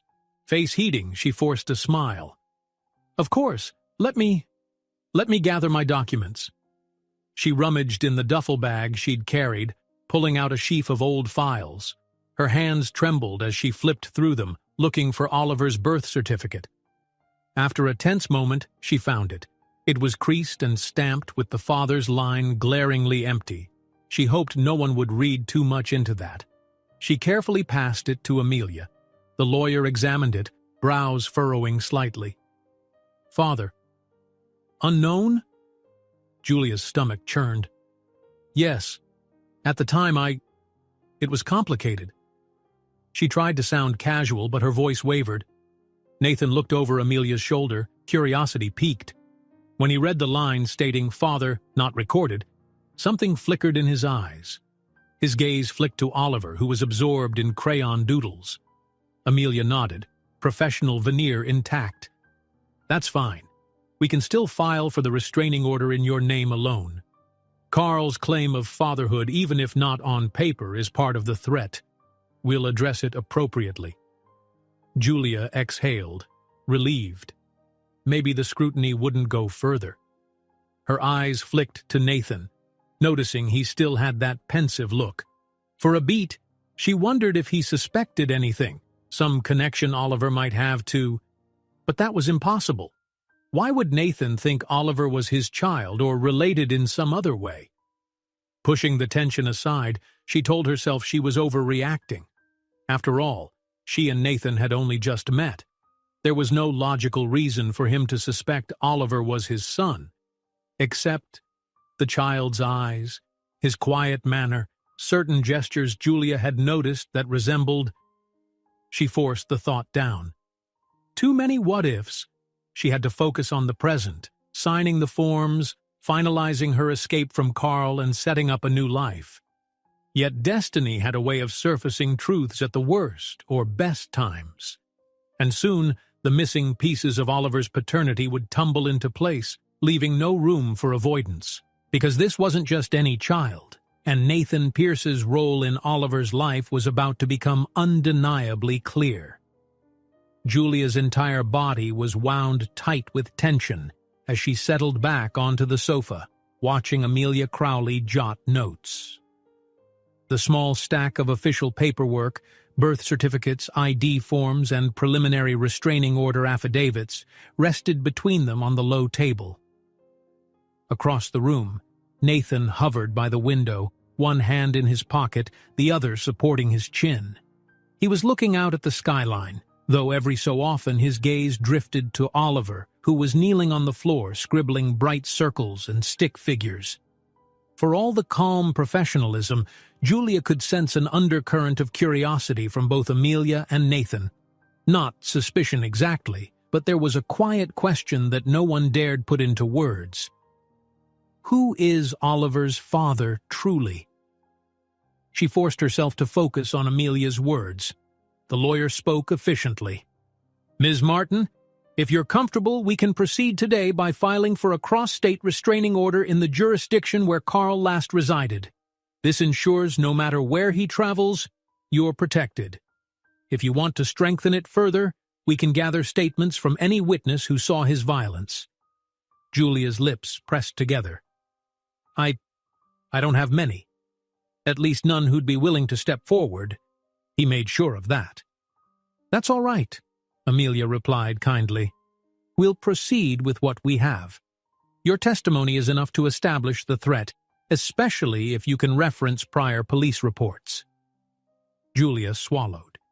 She had indeed made a few frantic police calls during the worst times, but she never pressed charges, fearing Carl's retaliation. "I'll do my best to find those records." "That's all we need," Amelia said, stacking her notes neatly. Then she glanced at the birth certificates on the table again. "We'll do a final read-through. Mr. Pierce, do you have any questions so far?" Nathan turned from the window, a thoughtful furrow in his brow. "Legally, no. But I was wondering if there's any potential risk that Carl might attempt to claim custody or visitation. Even if he's not on the official birth record, could he try to enforce some paternal right as a tactic to keep Julia entangled?" The question, though rational, made Julia's stomach churn. Carl had threatened that before, using Oliver as leverage. She noticed Amelia's calm expression shift slightly.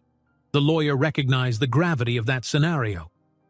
"It's unlikely to succeed if he's never been documented as the father," Amelia replied. "However, he could file a paternity motion. It's always a possibility." Julia felt an unpleasant tremor. Paternity. The word weighed on her like an iron chain. She forced a short laugh, laced with tension. "Carl is not likely to do that. He just uses threats to keep me off balance." Nathan's gaze flicked to Julia, but she avoided his eyes. She couldn't face the possibility that the real father might come up in this conversation. For 2 years, she'd told herself that letting Oliver's paternal line remain unknown on paper was simplest. She hadn't anticipated a day when circumstances forced a deeper scrutiny. Nevertheless, Amelia nodded in acceptance. "Then the best approach is to finalize these protective measures as soon as possible. If Carl does appear or tries anything, we'll have the legal upper hand." Nathan exhaled, stepping closer. "All right, let's do it." He checked his watch. "Amelia, do you need anything else from Ms. Martin or me before you file?" Amelia slipped the birth certificates and notes into her briefcase. "I have everything I need. You'll both need to sign a couple of pages. Nothing major, just acknowledging that your statements are accurate. Then I'll file them electronically." Julia braced herself as Amelia guided her to sign a small stack of documents. The pen felt heavy in her hand, the quiet scratch-scratch echoing in the hush. She could hardly believe she was taking this step. If only she had done it sooner, perhaps the last few months wouldn't have been so terrifying. Finally, she set the pen down and forced a smile. Nathan signed next, though his was more of an acknowledgement that he'd be the primary financial sponsor for her legal representation and additional security. Watching him, Julia's throat tightened with a mix of gratitude and guilt. This man was literally putting his name on the line for her and Oliver, and he didn't even realize. No. She shut off that thought. She'd handle this. Once they were safe and stable, she could figure out whether it was worth turning her entire life upside down with the truth about Oliver's paternity. Amelia rose, collecting her briefcase. "I'll email you both once the filing is complete. If all goes smoothly, we'll have an official update by tomorrow. Then we can move forward with the relocation. I'll show myself out." Julia stood as well, offering a quiet thank you, while walking Amelia to the office door. The lawyer left with a polite nod. When the door clicked shut, the room felt suddenly larger, an almost uncomfortable silence settling. Oliver was still absorbed in his crayons. Max rested contentedly with his muzzle on Oliver's sneaker. Julia turned to face Nathan, intending to express her gratitude yet again, but the words tangled in her throat. She saw empathy and curiosity in his eyes, and it made her own heart clench painfully. For a moment, the tension was thick enough to taste. He broke the quiet first. "So, you'll be safe soon," he said gently. "No more running, no more fear. That's the goal." Julia bit her lip, a wave of emotion threatening tears. I don't know how to repay you." It sounded weak, repeating the same refrain, but it was true. She had never encountered such unwavering kindness from a near stranger. Nathan closed the distance between them, not too close, but enough that she felt the soft hush of his presence. "I told you, There's nothing to repay. He paused, glancing over at Oliver. He's a sweet kid. You've done well taking care of him on your own. Thank you, she murmured, voice faltering. He's my whole world. A flicker of something unreadable touched Nathan's face, as if he wanted to say more but resisted. He inhaled and pivoted, walking toward Oliver. The child looked up, greeting Nathan with a small grin, brandishing his latest crayon creation, a shaky circle with lines that resembled a dog, presumably Max. Nathan crouched beside him. Wow, that's quite the artwork, he said, genuine warmth in his tone. You drew Max? Oliver nodded enthusiastically. Yes, Max, doggy. He tapped the little scribble. Woof, woof, Nathan chuckled. I see the resemblance. He gently ruffled Oliver's hair, an action so casual and yet intimate that Julia felt her breath hitch. Here was a man who commanded entire hotel empires, kneeling to admire a toddler's crayon drawing. The contrast tugged at her heart. After a moment, Nathan stood again. I need to finalize a few business calls, but if you'd like, I can show you the condo listing that Amelia mentioned, or we can set a time later, whatever you prefer.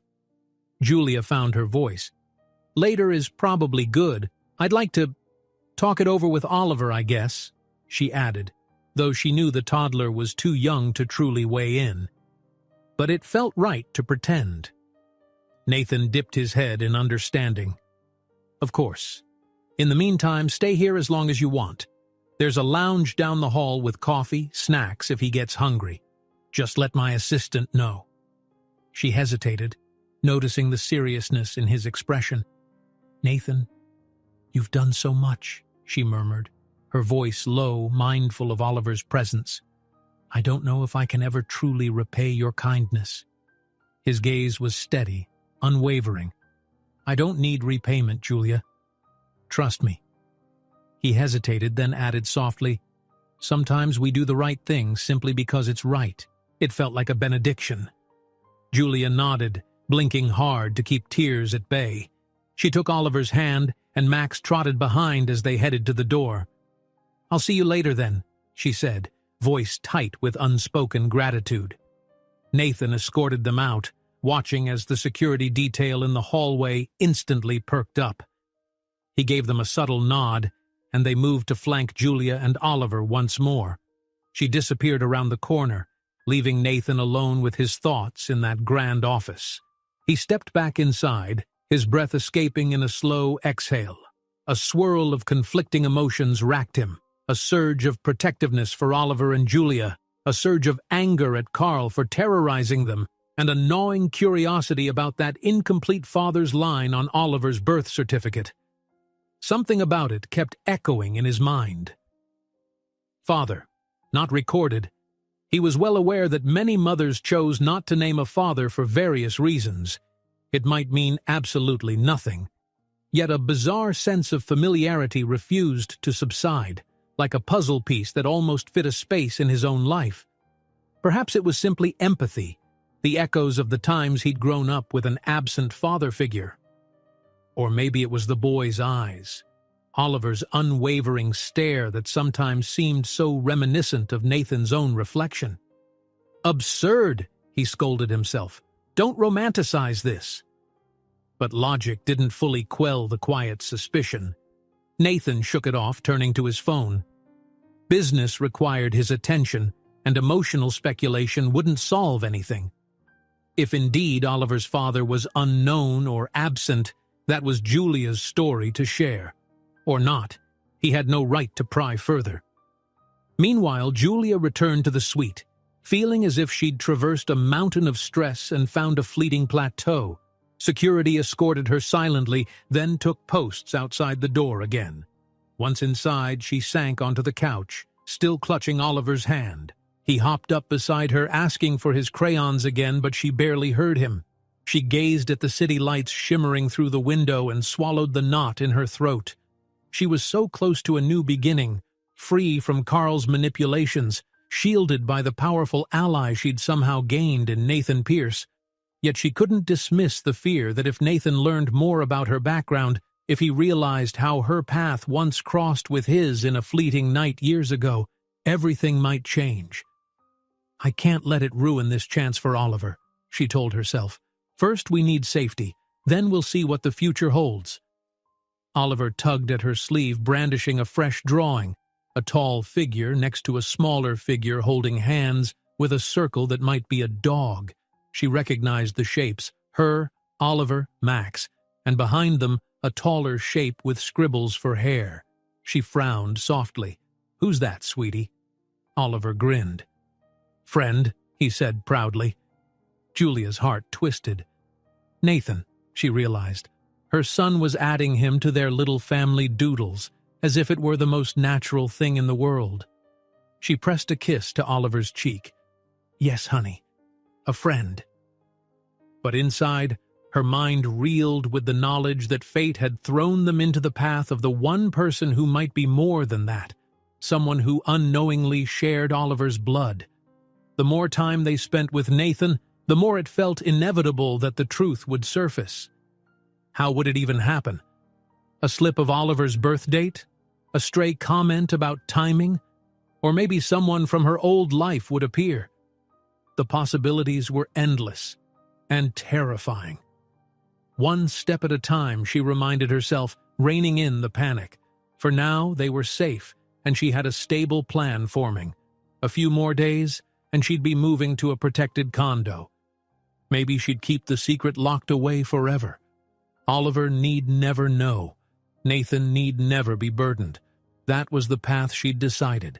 But secrets have a way of unraveling themselves, no matter how tightly one tries to contain them. And in the hush of that evening, with the city's lights reflecting in Oliver's bright eyes, the threads of destiny were quietly pulling taut, ready to snap at the slightest nudge. For the next few days, Julia moved through the Sterling Garden Hotel in a strange state of limbo. She and Oliver remained in their suite, shielded by Nathan's security measures, but acutely aware that at any moment they could be whisked away to the condo he'd arranged. Each morning she checked in with Amelia Crowley, often in Nathan's office, to finalize legal filings. Each night she tucked Oliver into bed, half believing it was all a surreal dream.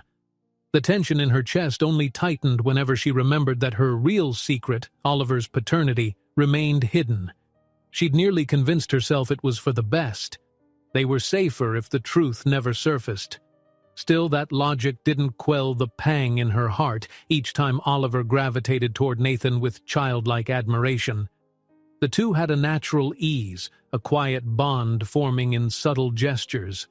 Nathan lifting Oliver to point out city lights from a high window or praising the boy's newest crayon scribbles. Watching them, Julia would turn away, afraid her gaze might reveal too much. Meanwhile, the legal wheels were in motion. Amelia had filed the restraining order in multiple jurisdictions, bolstered by new evidence and sworn statements. Carl hadn't appeared, nor had he sent more messages, and the silence felt ominous. Even so, the attorneys reassured Julia that Carl's advantage was eroding. If he tried to contest her actions or claim paternal rights, he'd now face a legal fortress. Yet that fortress depended heavily on Nathan's support. His lawyers, his funds, his influence. Julia's gratitude for him swelled, matched only by her guilt that he was blindly protecting a child who might be his own. Every time she looked at Oliver's carefree smile, her mind waged an internal war. Should I tell Nathan the truth? But each time, caution and fear of upheaval pushed her back into silence. On the third day, the official approval for her new condo came through. The property was a secure building in a gated development on the edge of the city. Tall fences, coded entry, and on-site security would shield Julia and Oliver from potential threats, and the lease was set up under an anonymous trust that Nathan's team had created. Amelia and Nathan gave her the keys, simple, unassuming pieces of metal that symbolized a fresh start. Julia gripped those keys on the morning of their planned move, standing in front of the suite's window one last time. Outside, the city glowed under a bright sky. Oliver sat on the couch, wearing a backpack stuffed with small toys. Max trotted around, sniffing at the suitcases. Housekeeping had helped Julia pack. Everything felt poised on the brink of a new chapter. A knock sounded. Julia opened the door to see Nathan, dressed in a crisp navy suit. He offered a subdued smile. "Ready?" She swallowed, nodding. "Yes, I think so." Two security guards stood in the hallway, prepared to escort them down to a private car. Oliver grabbed Max's leash, and Julia followed Nathan out. They rode the elevator in silence, tension coiling in Julia's stomach. This felt like a bigger step than all the times she'd fled motels or shelters. Maybe because, for once, it wasn't an escape, more like a leap of faith into a secure home. The group made its way through a side exit of the hotel into an underground parking area. Waiting for them was a sleek black SUV with tinted windows. Nathan opened the passenger door for Julia and Oliver to climb in first. Another guard helped load the luggage. It all happened swiftly, almost as if orchestrated to avoid attention. Once inside, Oliver nestled into the back seat, hugging Max. Julia slid in beside him, her heart hammering. Nathan took the passenger seat up front next to the driver. With a quiet hum, the SUV pulled away from the hotel, merging into late-morning traffic. Julia watched the city streets pass by, her gaze occasionally drifting to the rearview mirror, where she could glimpse Nathan's profile. He spoke in low tones with the driver about directions, then fell silent, flicking his eyes to the mirror as well, perhaps checking on them. Oliver was enthralled by the busy roads, pointing out trucks and buses. Occasionally, Nathan responded with a soft chuckle or a gentle comment, though he didn't turn around fully. The tension that had been building for days now seemed to peak in the enclosed space of the car. Julia felt a swirl of gratitude, guilt, and anticipation. The condo complex stood at the end of a quiet residential lane lined with tall sycamore trees.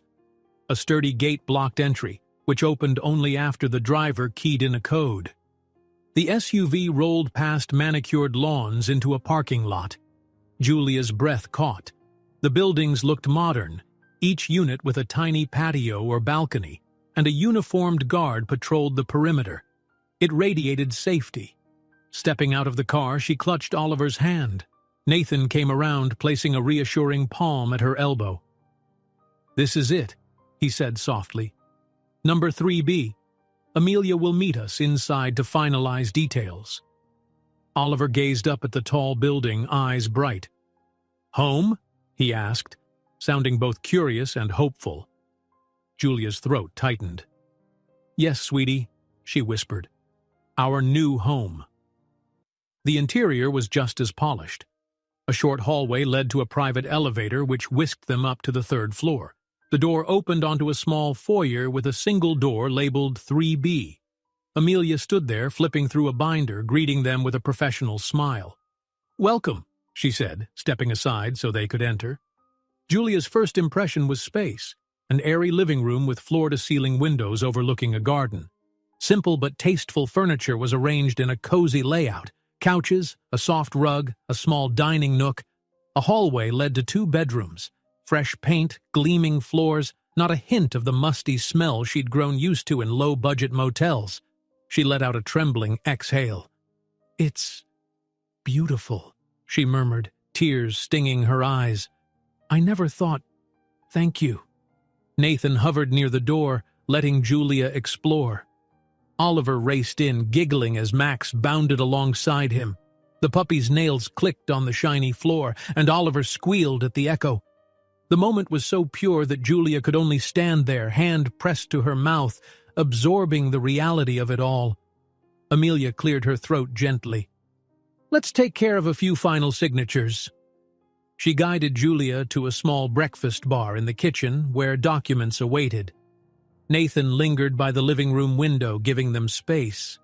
Julia signed a short-term lease agreement under the trust's name, her own identity shielded from public record. She also signed an acknowledgement of the security protocols, 24/7 patrol, strict visitor logs. It was thorough, almost to the point of intimidation, yet she understood this was exactly what she needed. When the last form was done, Amelia handed Julia a fresh set of keys, different from the preliminary ones. "These are your personal copies," she explained. "The ones you carried before were just for show. Now, your name is in the secure database, so only you have authorized access." Julia stared at the keys in her palm, trembling with relief. "Thank you. I don't have words." Amelia gave a friendly nod. "We're here if you need anything. Mr. Pierce has already taken care of the initial deposits and monthly rent for the foreseeable future. There's also a contact list for local resources, doctors, childcare, anything you might need." Julia nodded, overcome. She felt tears gathering, but she blinked them away. I'll be all right now." Amelia excused herself, leaving quietly to let them settle. Nathan strolled over from the window, his expression gentle. "Oliver seems excited," he commented, nodding toward the hallway where the boys' laughter echoed. Julia wiped her eyes, trying to regain composure. "He loves the space. I can already tell." Nathan hesitated, scanning her face. Then he said softly, "I'll stay nearby for a little while just in case you need help getting set up, but if you'd prefer privacy—" "Stay," she blurted, surprising even herself. She swallowed, offering a weak smile. "I mean, if you have time, I'd feel better knowing everything's in order." His lips curved in a relieved grin. "Of course." They spent the next hour acquainting themselves with the condo's layout and features. Julia found new linens in the closets, a few starter groceries in the fridge, no doubt arranged by Nathan's staff. She tested the windows and doors, double-checking locks and child safety latches. Meanwhile, Oliver scampered from room to room, brandishing his crayons and occasionally hollering for Mama or Max. At one point, Julia discovered a small box on the kitchen counter labeled "For Oliver." Opening it, she found children's books, coloring supplies, and a plush blanket.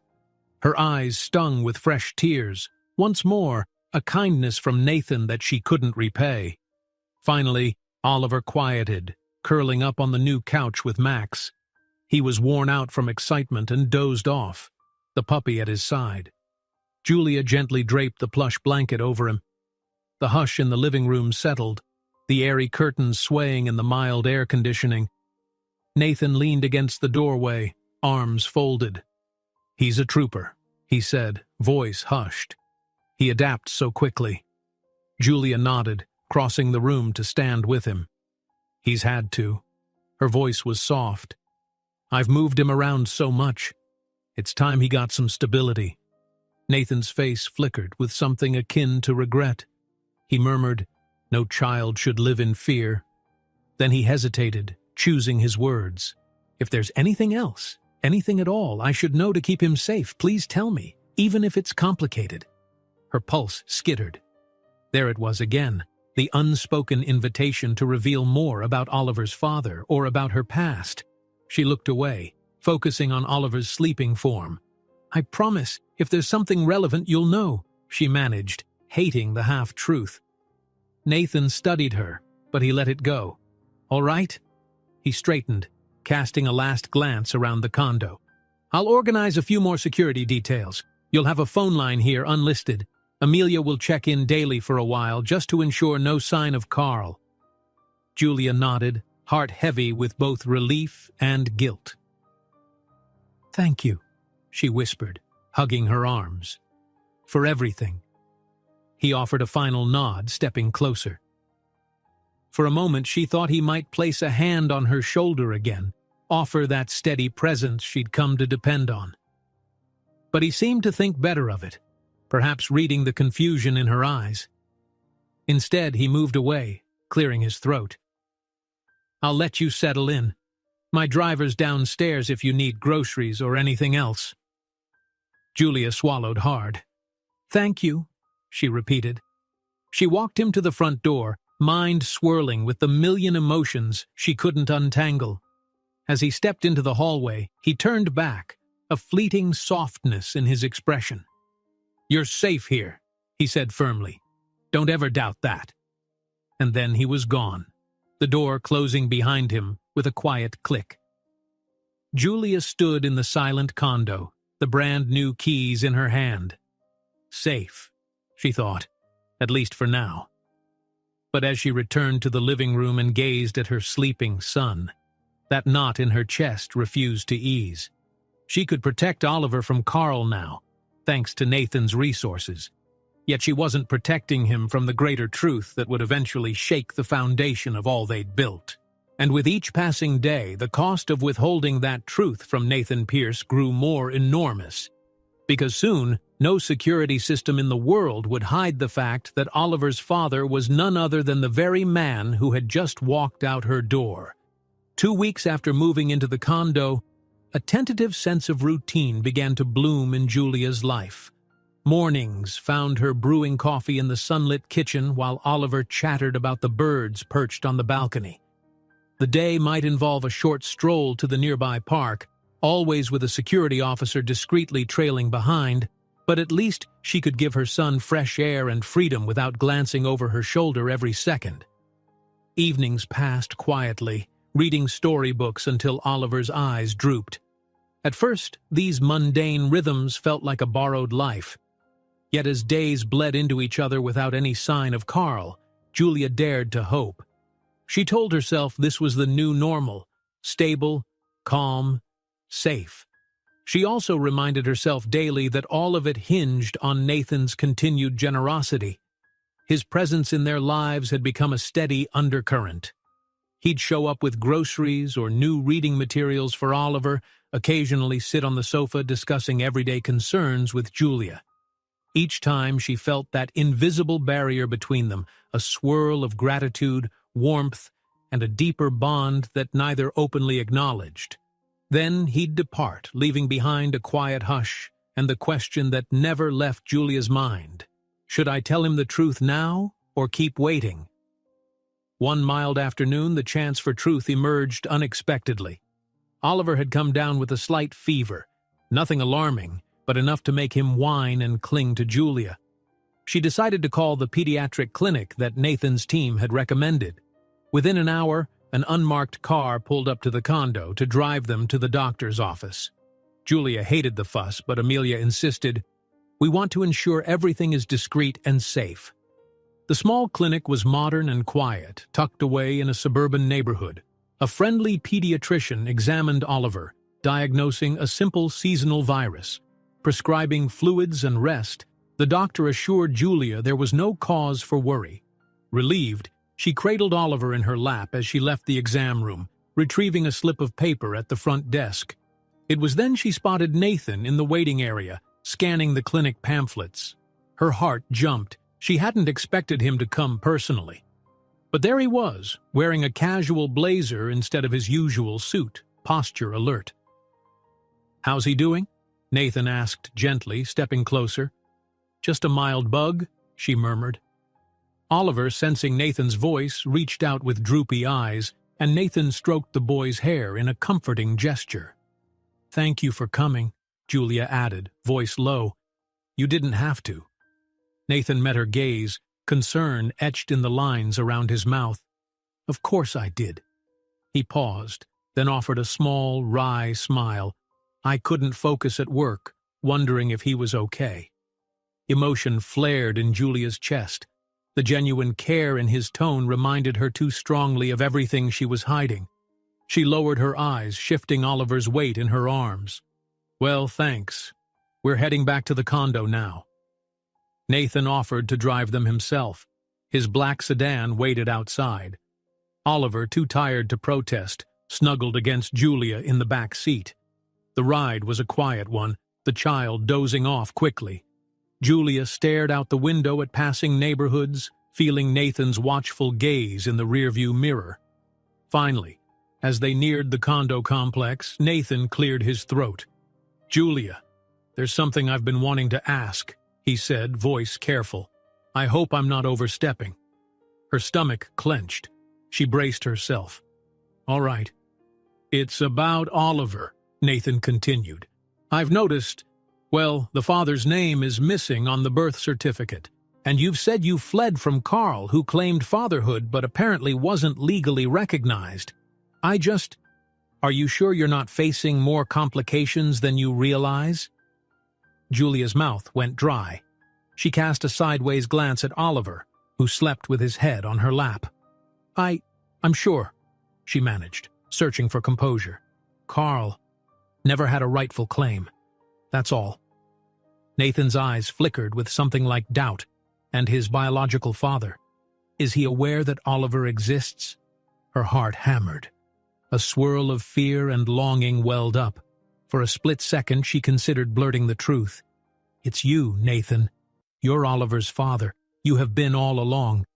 But then panic squeezed her throat, revealing it now, in the back of a car with a sleeping toddler between them.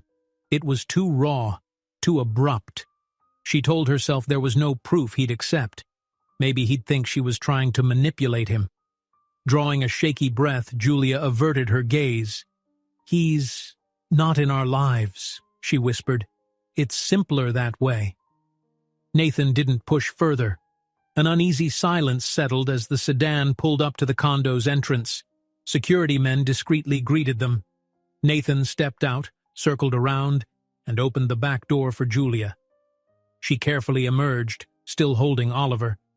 She sensed unsaid questions in Nathan's posture, the way he lingered as if hoping she'd volunteer more. "Thank you," she said, voice soft and final. Then she turned, walking to the building door. She hated the half-lies, but felt she had no choice. Nathan remained near the car, watching them enter. He pressed his lips thin, an ache forming behind his ribs. Something in Julia's manner told him she was guarding a deeper secret. He recalled the subtle moments, Oliver's bright eyes that matched a certain hue he glimpsed in his own mirror, the child's fleeting mannerisms that resonated with faint echoes of himself at that age. Perhaps it was all coincidence. Perhaps not. He resolved to wait a bit longer, not wanting to betray Julia's trust by pressing too hard. Days later, Oliver's fever had passed, leaving him full of toddler energy once more. Julia, however, felt on edge. Tension thrummed like a static charge in the air. She spent restless nights pacing the condo, rereading the legal documents, half expecting a text from Carl or some shock that would unravel her new haven. Meanwhile, Nathan's visits grew more frequent, yet remained tinged with unspoken questions. Late one evening, as Oliver and Max dozed in the bedroom, Julia found herself on the phone with Amelia, clarifying a detail about the restraining order. The lawyer's tone was cool and methodical as she explained the next steps. When Julia mentioned her concerns about fatherhood claims, Amelia paused. "Julia, if you're at all uncertain about Oliver's paternal background, you need to be prepared," she said.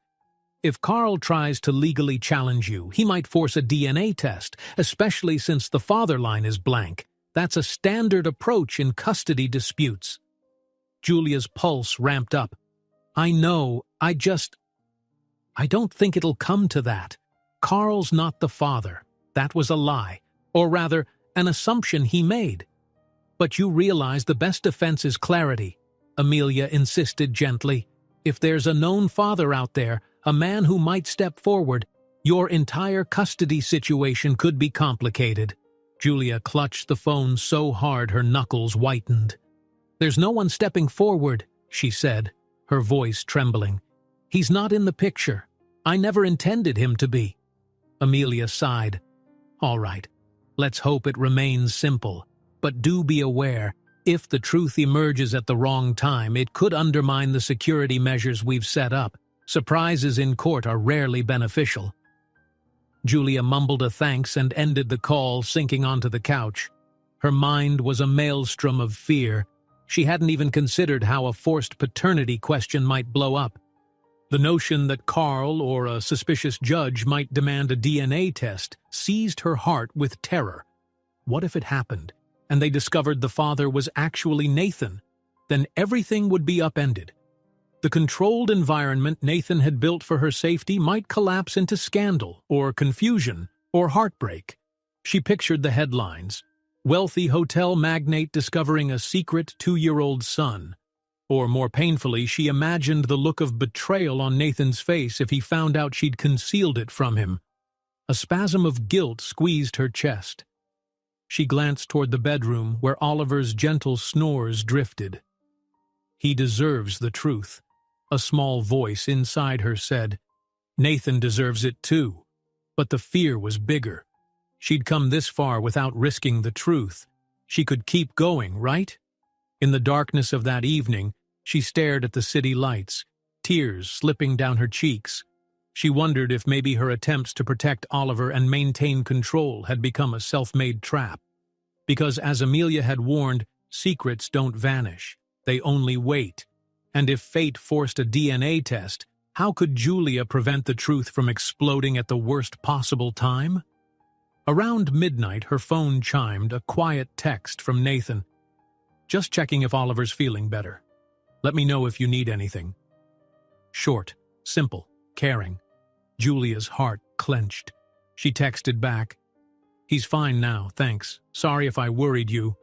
She hovered over the screen, tempted to say more, to hint at the turmoil roiling inside her. But her courage failed. She settled for, Hope you're resting well. Good night. As she lay in bed later, staring at the ceiling, she recalled the fleeting sense of security she'd had just a few weeks prior, before she realized the deeper consequences of letting Nathan so deeply into Oliver's life. She tried to imagine a future where they coexisted in a normal father-mother-child dynamic, but the vision seemed unattainable. She was in too deep to turn back, too afraid to step forward. The next morning dawned without immediate crisis, but the tension never fully receded. Julia busied herself with Oliver's breakfast, ignoring the persistent sense that the truth was closing in. She didn't know precisely how or when, but she sensed that a tipping point was near. Because secrets that guard themselves eventually find a way to reveal everything, even if it happens in the most abrupt, life-altering manner imaginable. And indeed, that moment of revelation was about to arrive faster than Julia ever anticipated, triggered by an unexpected visitor at her condo door. Someone who held the final puzzle piece that would confirm Oliver's real father beyond all doubt. Julia had just finished tidying up the living room when a firm knock came at the condo door. Max perked up, ears alert, and Oliver paused in the middle of drawing pictures at the low table. Tension snapped through Julia like a live wire. She hadn't asked Nathan or Amelia to come by this morning, and the security detail outside usually announced themselves. Her heart thrummed as she approached the door, checking through the peephole. The hallway view showed a woman she vaguely recognized, tall, with shoulder-length dark hair, dressed in a conservative suit. She carried a leather briefcase and wore an expression of polite determination. The security guard stood behind her, looking uncertain. Swallowing hard, Julia unlatched the door. "May I help you?" "Ms. Martin?" the woman asked. Her voice was steady. "My name is Laurel Thompson. I'm with Sterling Garden Holdings Human Resources Division. I was hoping we could talk." She lifted a formal ID badge. "May I come in?" Alarm bells rang in Julia's mind. Human Resources? She was not an employee of Nathan's hotels. Why would they be visiting her personally? Yet the woman stood there with the calm assurance of someone who had every right to be there. The security guard nodded awkwardly, as if to indicate it was safe to allow her inside. Heart-pounding, Julia stepped back. "I guess. Please come in." Oliver looked up from the table, curious, and Max sniffed Laurel's shoes before settling near Oliver's feet. Laurel surveyed the quiet condo, a flicker of surprise or sympathy glinting in her gaze. "Thank you," she said softly. "I'm sorry to show up unannounced, but it's a delicate matter." Julia's pulse rose. "Delicate matter?" Laurel motioned to the leather briefcase. "Yes. My department handles certain confidential inquiries for Mr. Pierce. Usually it's about background checks or security clearances. But in this case we encountered conflicting records." Julia's stomach dropped. She forced a neutral tone. "Conflicting records about me?" Laurel nodded. her expression kind but firm. "We were tying up loose ends related to your relocation. As part of the arrangement, Mr. Pierce requested that we ensure absolute confidentiality. That meant verifying legal documents, cross-referencing the trust that's covering your condo lease, checking to be certain everything was airtight." She paused. "In the process, we uncovered something else. May I sit?" Julia gestured weakly to the couch. Laurel perched there, setting her briefcase on the coffee table. Oliver continued coloring, but his eyes drifted over occasionally. Julia sank into an armchair, bracing herself for a shock. "What exactly did you find?" Laurel slipped out a folder. "I'm aware that your child's official birth certificate lists the father as unknown. That's perfectly legal. But we performed a routine check on older hospital logs, standard practice when ensuring medical coverage under Mr. Pierce's sponsorship. We discovered that your name appears on a patient roster from about 3 years ago in a city hospital, around the time of Oliver's birth." Julia's throat clenched. She had given birth in a small hospital under a partial alias, paying cash for most services, but perhaps a partial record remained. "I don't understand how that leads to conflicting records," she managed. Laurel's eyes darted to Oliver, then back to Julia. "When we compared data, blood type, approximate timeline, we realized a potential mismatch. Your son's medical info, as provided by the hospital, indicated a father's details that were never added to the birth certificate, but they were in a separate line, possibly a note from a test or a routine check." Laurel flipped a page in her folder. The name that appeared was N. Pierce. Julia's heart slammed in her chest. It felt like the room spun sideways. The single night, years ago, when she had crossed paths with Nathan. She had been in a difficult place, not expecting it to lead to a pregnancy. She'd never told him. But apparently, in her delirium after giving birth, or by some slip in the system, a partial note must have ended up in the hospital records. Laurel sighed. "I'm not here to accuse you of anything, but the data flagged your son's paternal marker as an extremely likely match to Nathan Pierce. Blood factors, partial genetic indicators. We wouldn't normally see such specifics, but Mr. Pierce has certain universal donor traits, and apparently your child does too. The hospital entry was never formalized, but it raised a red flag in our verification search." She offered a sad, gentle look. "I needed to confirm it with you in person before anyone else sees it. Currently, I'm the only HR manager aware, but if Mr. Pierce ever requests an updated file on your situation, he might see it next." Julia stared at the coffee table, visions swimming before her eyes. She felt physically ill, as if the walls had collapsed. Max whined softly, sensing her distress. Oliver kept coloring but looked confused by the tense silence. "So," Laurel said quietly, "I have to ask, is Nathan Pierce truly Oliver's biological father?" Julia's eyes burned with tears. The moment she dreaded was here, forced upon her. She pressed her lips tight, tears gathering. She nodded once, shakily. "Yes," she choked out, voice so quiet it was almost inaudible. "He is." Laurel sighed, compassion saturating her expression. "I see. And you never told him?" Julia let out a shuddery breath. "I was scared. It was a complicated situation. We only spent one night together years ago. Then my life spiraled. I learned I was pregnant, but I couldn't face him about it. And after everything with Carl, I just—" She buried her face in her hands, overwhelmed by guilt and grief. Laurel reached over, resting a hand gently on Julia's arm. "Take a breath," she murmured. "I'm not here to judge, but this truth can't stay hidden forever, especially now that Mr. Pierce is so involved in Oliver's life. It's bound to surface." Julia raised her head, tears streaking her cheeks. What do I do?" she whispered. "I never wanted to hurt him. He's done so much for us." Laurel inhaled deeply. "My professional advice? You need to tell him, before he finds out from a third party or from these documents. Nathan Pierce is a fair man, But finding out you concealed this might shatter his trust if it's discovered the wrong way. Julia clutched at her shirt, tears falling freely now. I know, she murmured brokenly. I was going to, just not yet. Oliver's safety came first. I couldn't risk losing everything if Nathan reacted badly. Laurel listened with empathy. He cares about you both, she said gently. That much is obvious, but he deserves honesty now. She snapped the folder shut. I'll keep this information out of the official HR logs for a short period, but not indefinitely. If Mr. Pierce requests an update, I can't lie. He's my boss, and the data is part of our verified records. The best I can do is give you time to speak with him yourself.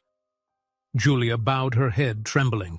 She wanted to shield Oliver from any upheaval, but it seemed the moment of truth had arrived. She rubbed at her eyes, trying to regain composure. All right, she whispered. I'll do it. I'll tell him. Laurel gave her a steady look. I'm truly sorry for the pressure, but I believe it's the right thing. Oliver deserves a father who knows the truth, and Nathan, well, he deserves to decide how he wants to proceed as that father. Julia nodded numbly. With that, Laurel stood, offering a sympathetic handshake. I'll let myself out. Good luck, Ms. Martin. Then she paused, adding, he might be upset initially, but I've worked under Mr. Pierce for years. He's a principled man. I suspect he'll care more that you and Oliver are safe. Julia could only nod again, tears still slipping down her cheeks. Laurel gave her arm a comforting squeeze, then departed. The condo door clicked shut, leaving Julia alone with Oliver's quiet presence and the roaring panic in her mind. She slumped onto the couch, pressing her face into her palms. Max patted over, nudging her knee as if asking if she was all right. Oliver crawled closer, uncertain. Mama? He asked softly, big eyes concerned. Julia scooped him onto her lap, holding him tight. I'm okay, sweetheart, she whispered, though tears streaked her face. We're okay. But her heart thundered with the knowledge that everything was about to change. She could no longer hide the truth from Nathan. If she delayed any further, Laurel's documents would speak for themselves.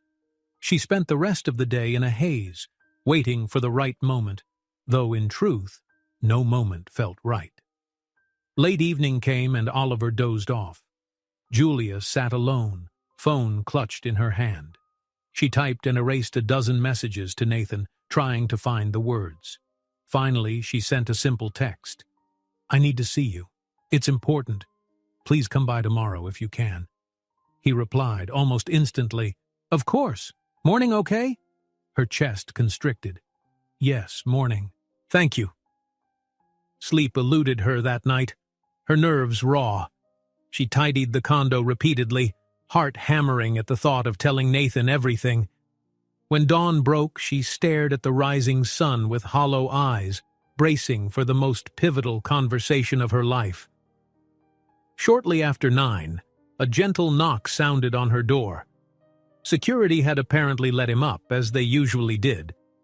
Julia inhaled shakily, told Oliver to keep playing in his room, then opened the door to Nathan. He wore a dark blazer, face etched with concern. Are you all right? He asked at once. She couldn't hold his gaze. Come in, she said quietly. We need to talk.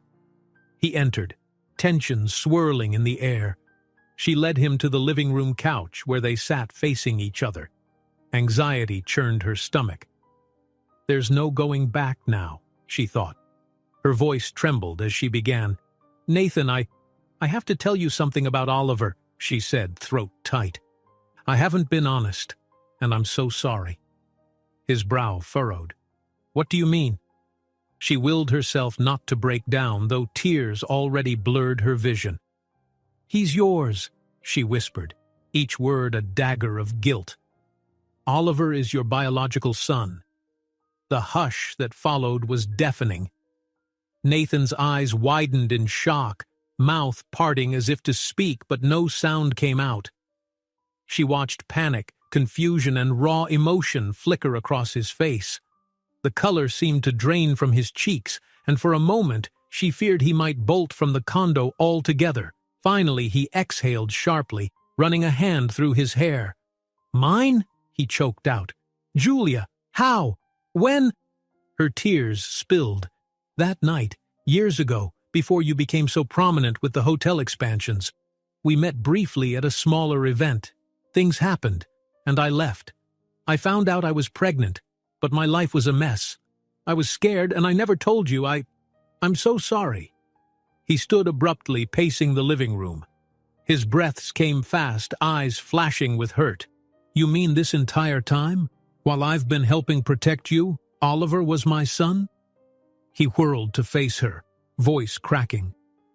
"Why didn't you tell me, Julia?" She winced at the anguish in his tone. "I was afraid," she whispered. "I thought you'd hate me or accuse me of using Oliver to get money or something, and then Carl came along, complicating everything.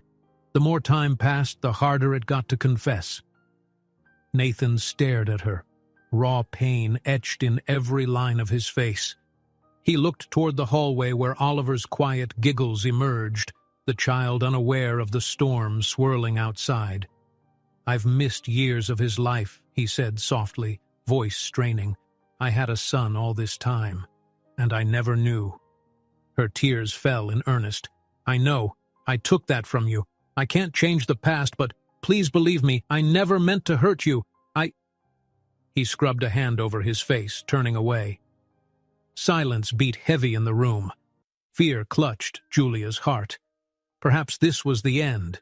He'd walk out, furious, and unravel all the legal help, leaving her to fend for herself. She deserved it, didn't she? But after a moment, he inhaled shakily and turned back. Raw emotion flickered in his eyes. Anger, betrayal, but also love for the boy he'd unknowingly grown attached to. Slowly, he sank onto the couch beside her, breathing ragged. "You should have told me," he whispered. "I'm angry, yes, but Oliver..." A tear glistened at the corner of his eye. "He's mine. I can't just abandon you both now." A surge of relief made Julia's chest ache. She reached for his hand, trembling. "Nathan, I'll do anything to make this right. I'm sorry." He grabbed her hand, gripping it with a mix of desperation and heartbreak. "We'll figure it out," he said, voice hoarse. "I need time to process, but I won't leave my son. Or you." Julia sobbed with relief. In that moment, the secrets and lies that had loomed over them finally shattered, replaced by a fragile hope. They were left with raw honesty, both pained and liberating. Outside, Oliver's laugh rang again, and Nathan closed his eyes, tears slipping free as he realized the weight of what he'd missed and the gift he still had. They would need to navigate guilt, resentment, and the shadow of Carl's threats. But they would do it together now, father and mother for the child who bound them. And for Julia, as she felt Nathan's fingers clutch hers, she finally dared to believe that this time they might find a way to heal the past and build a real future. No more secrets, only the truth and a love strong enough to protect them all. If you enjoyed this story, don't miss the next one. Just click on the screen.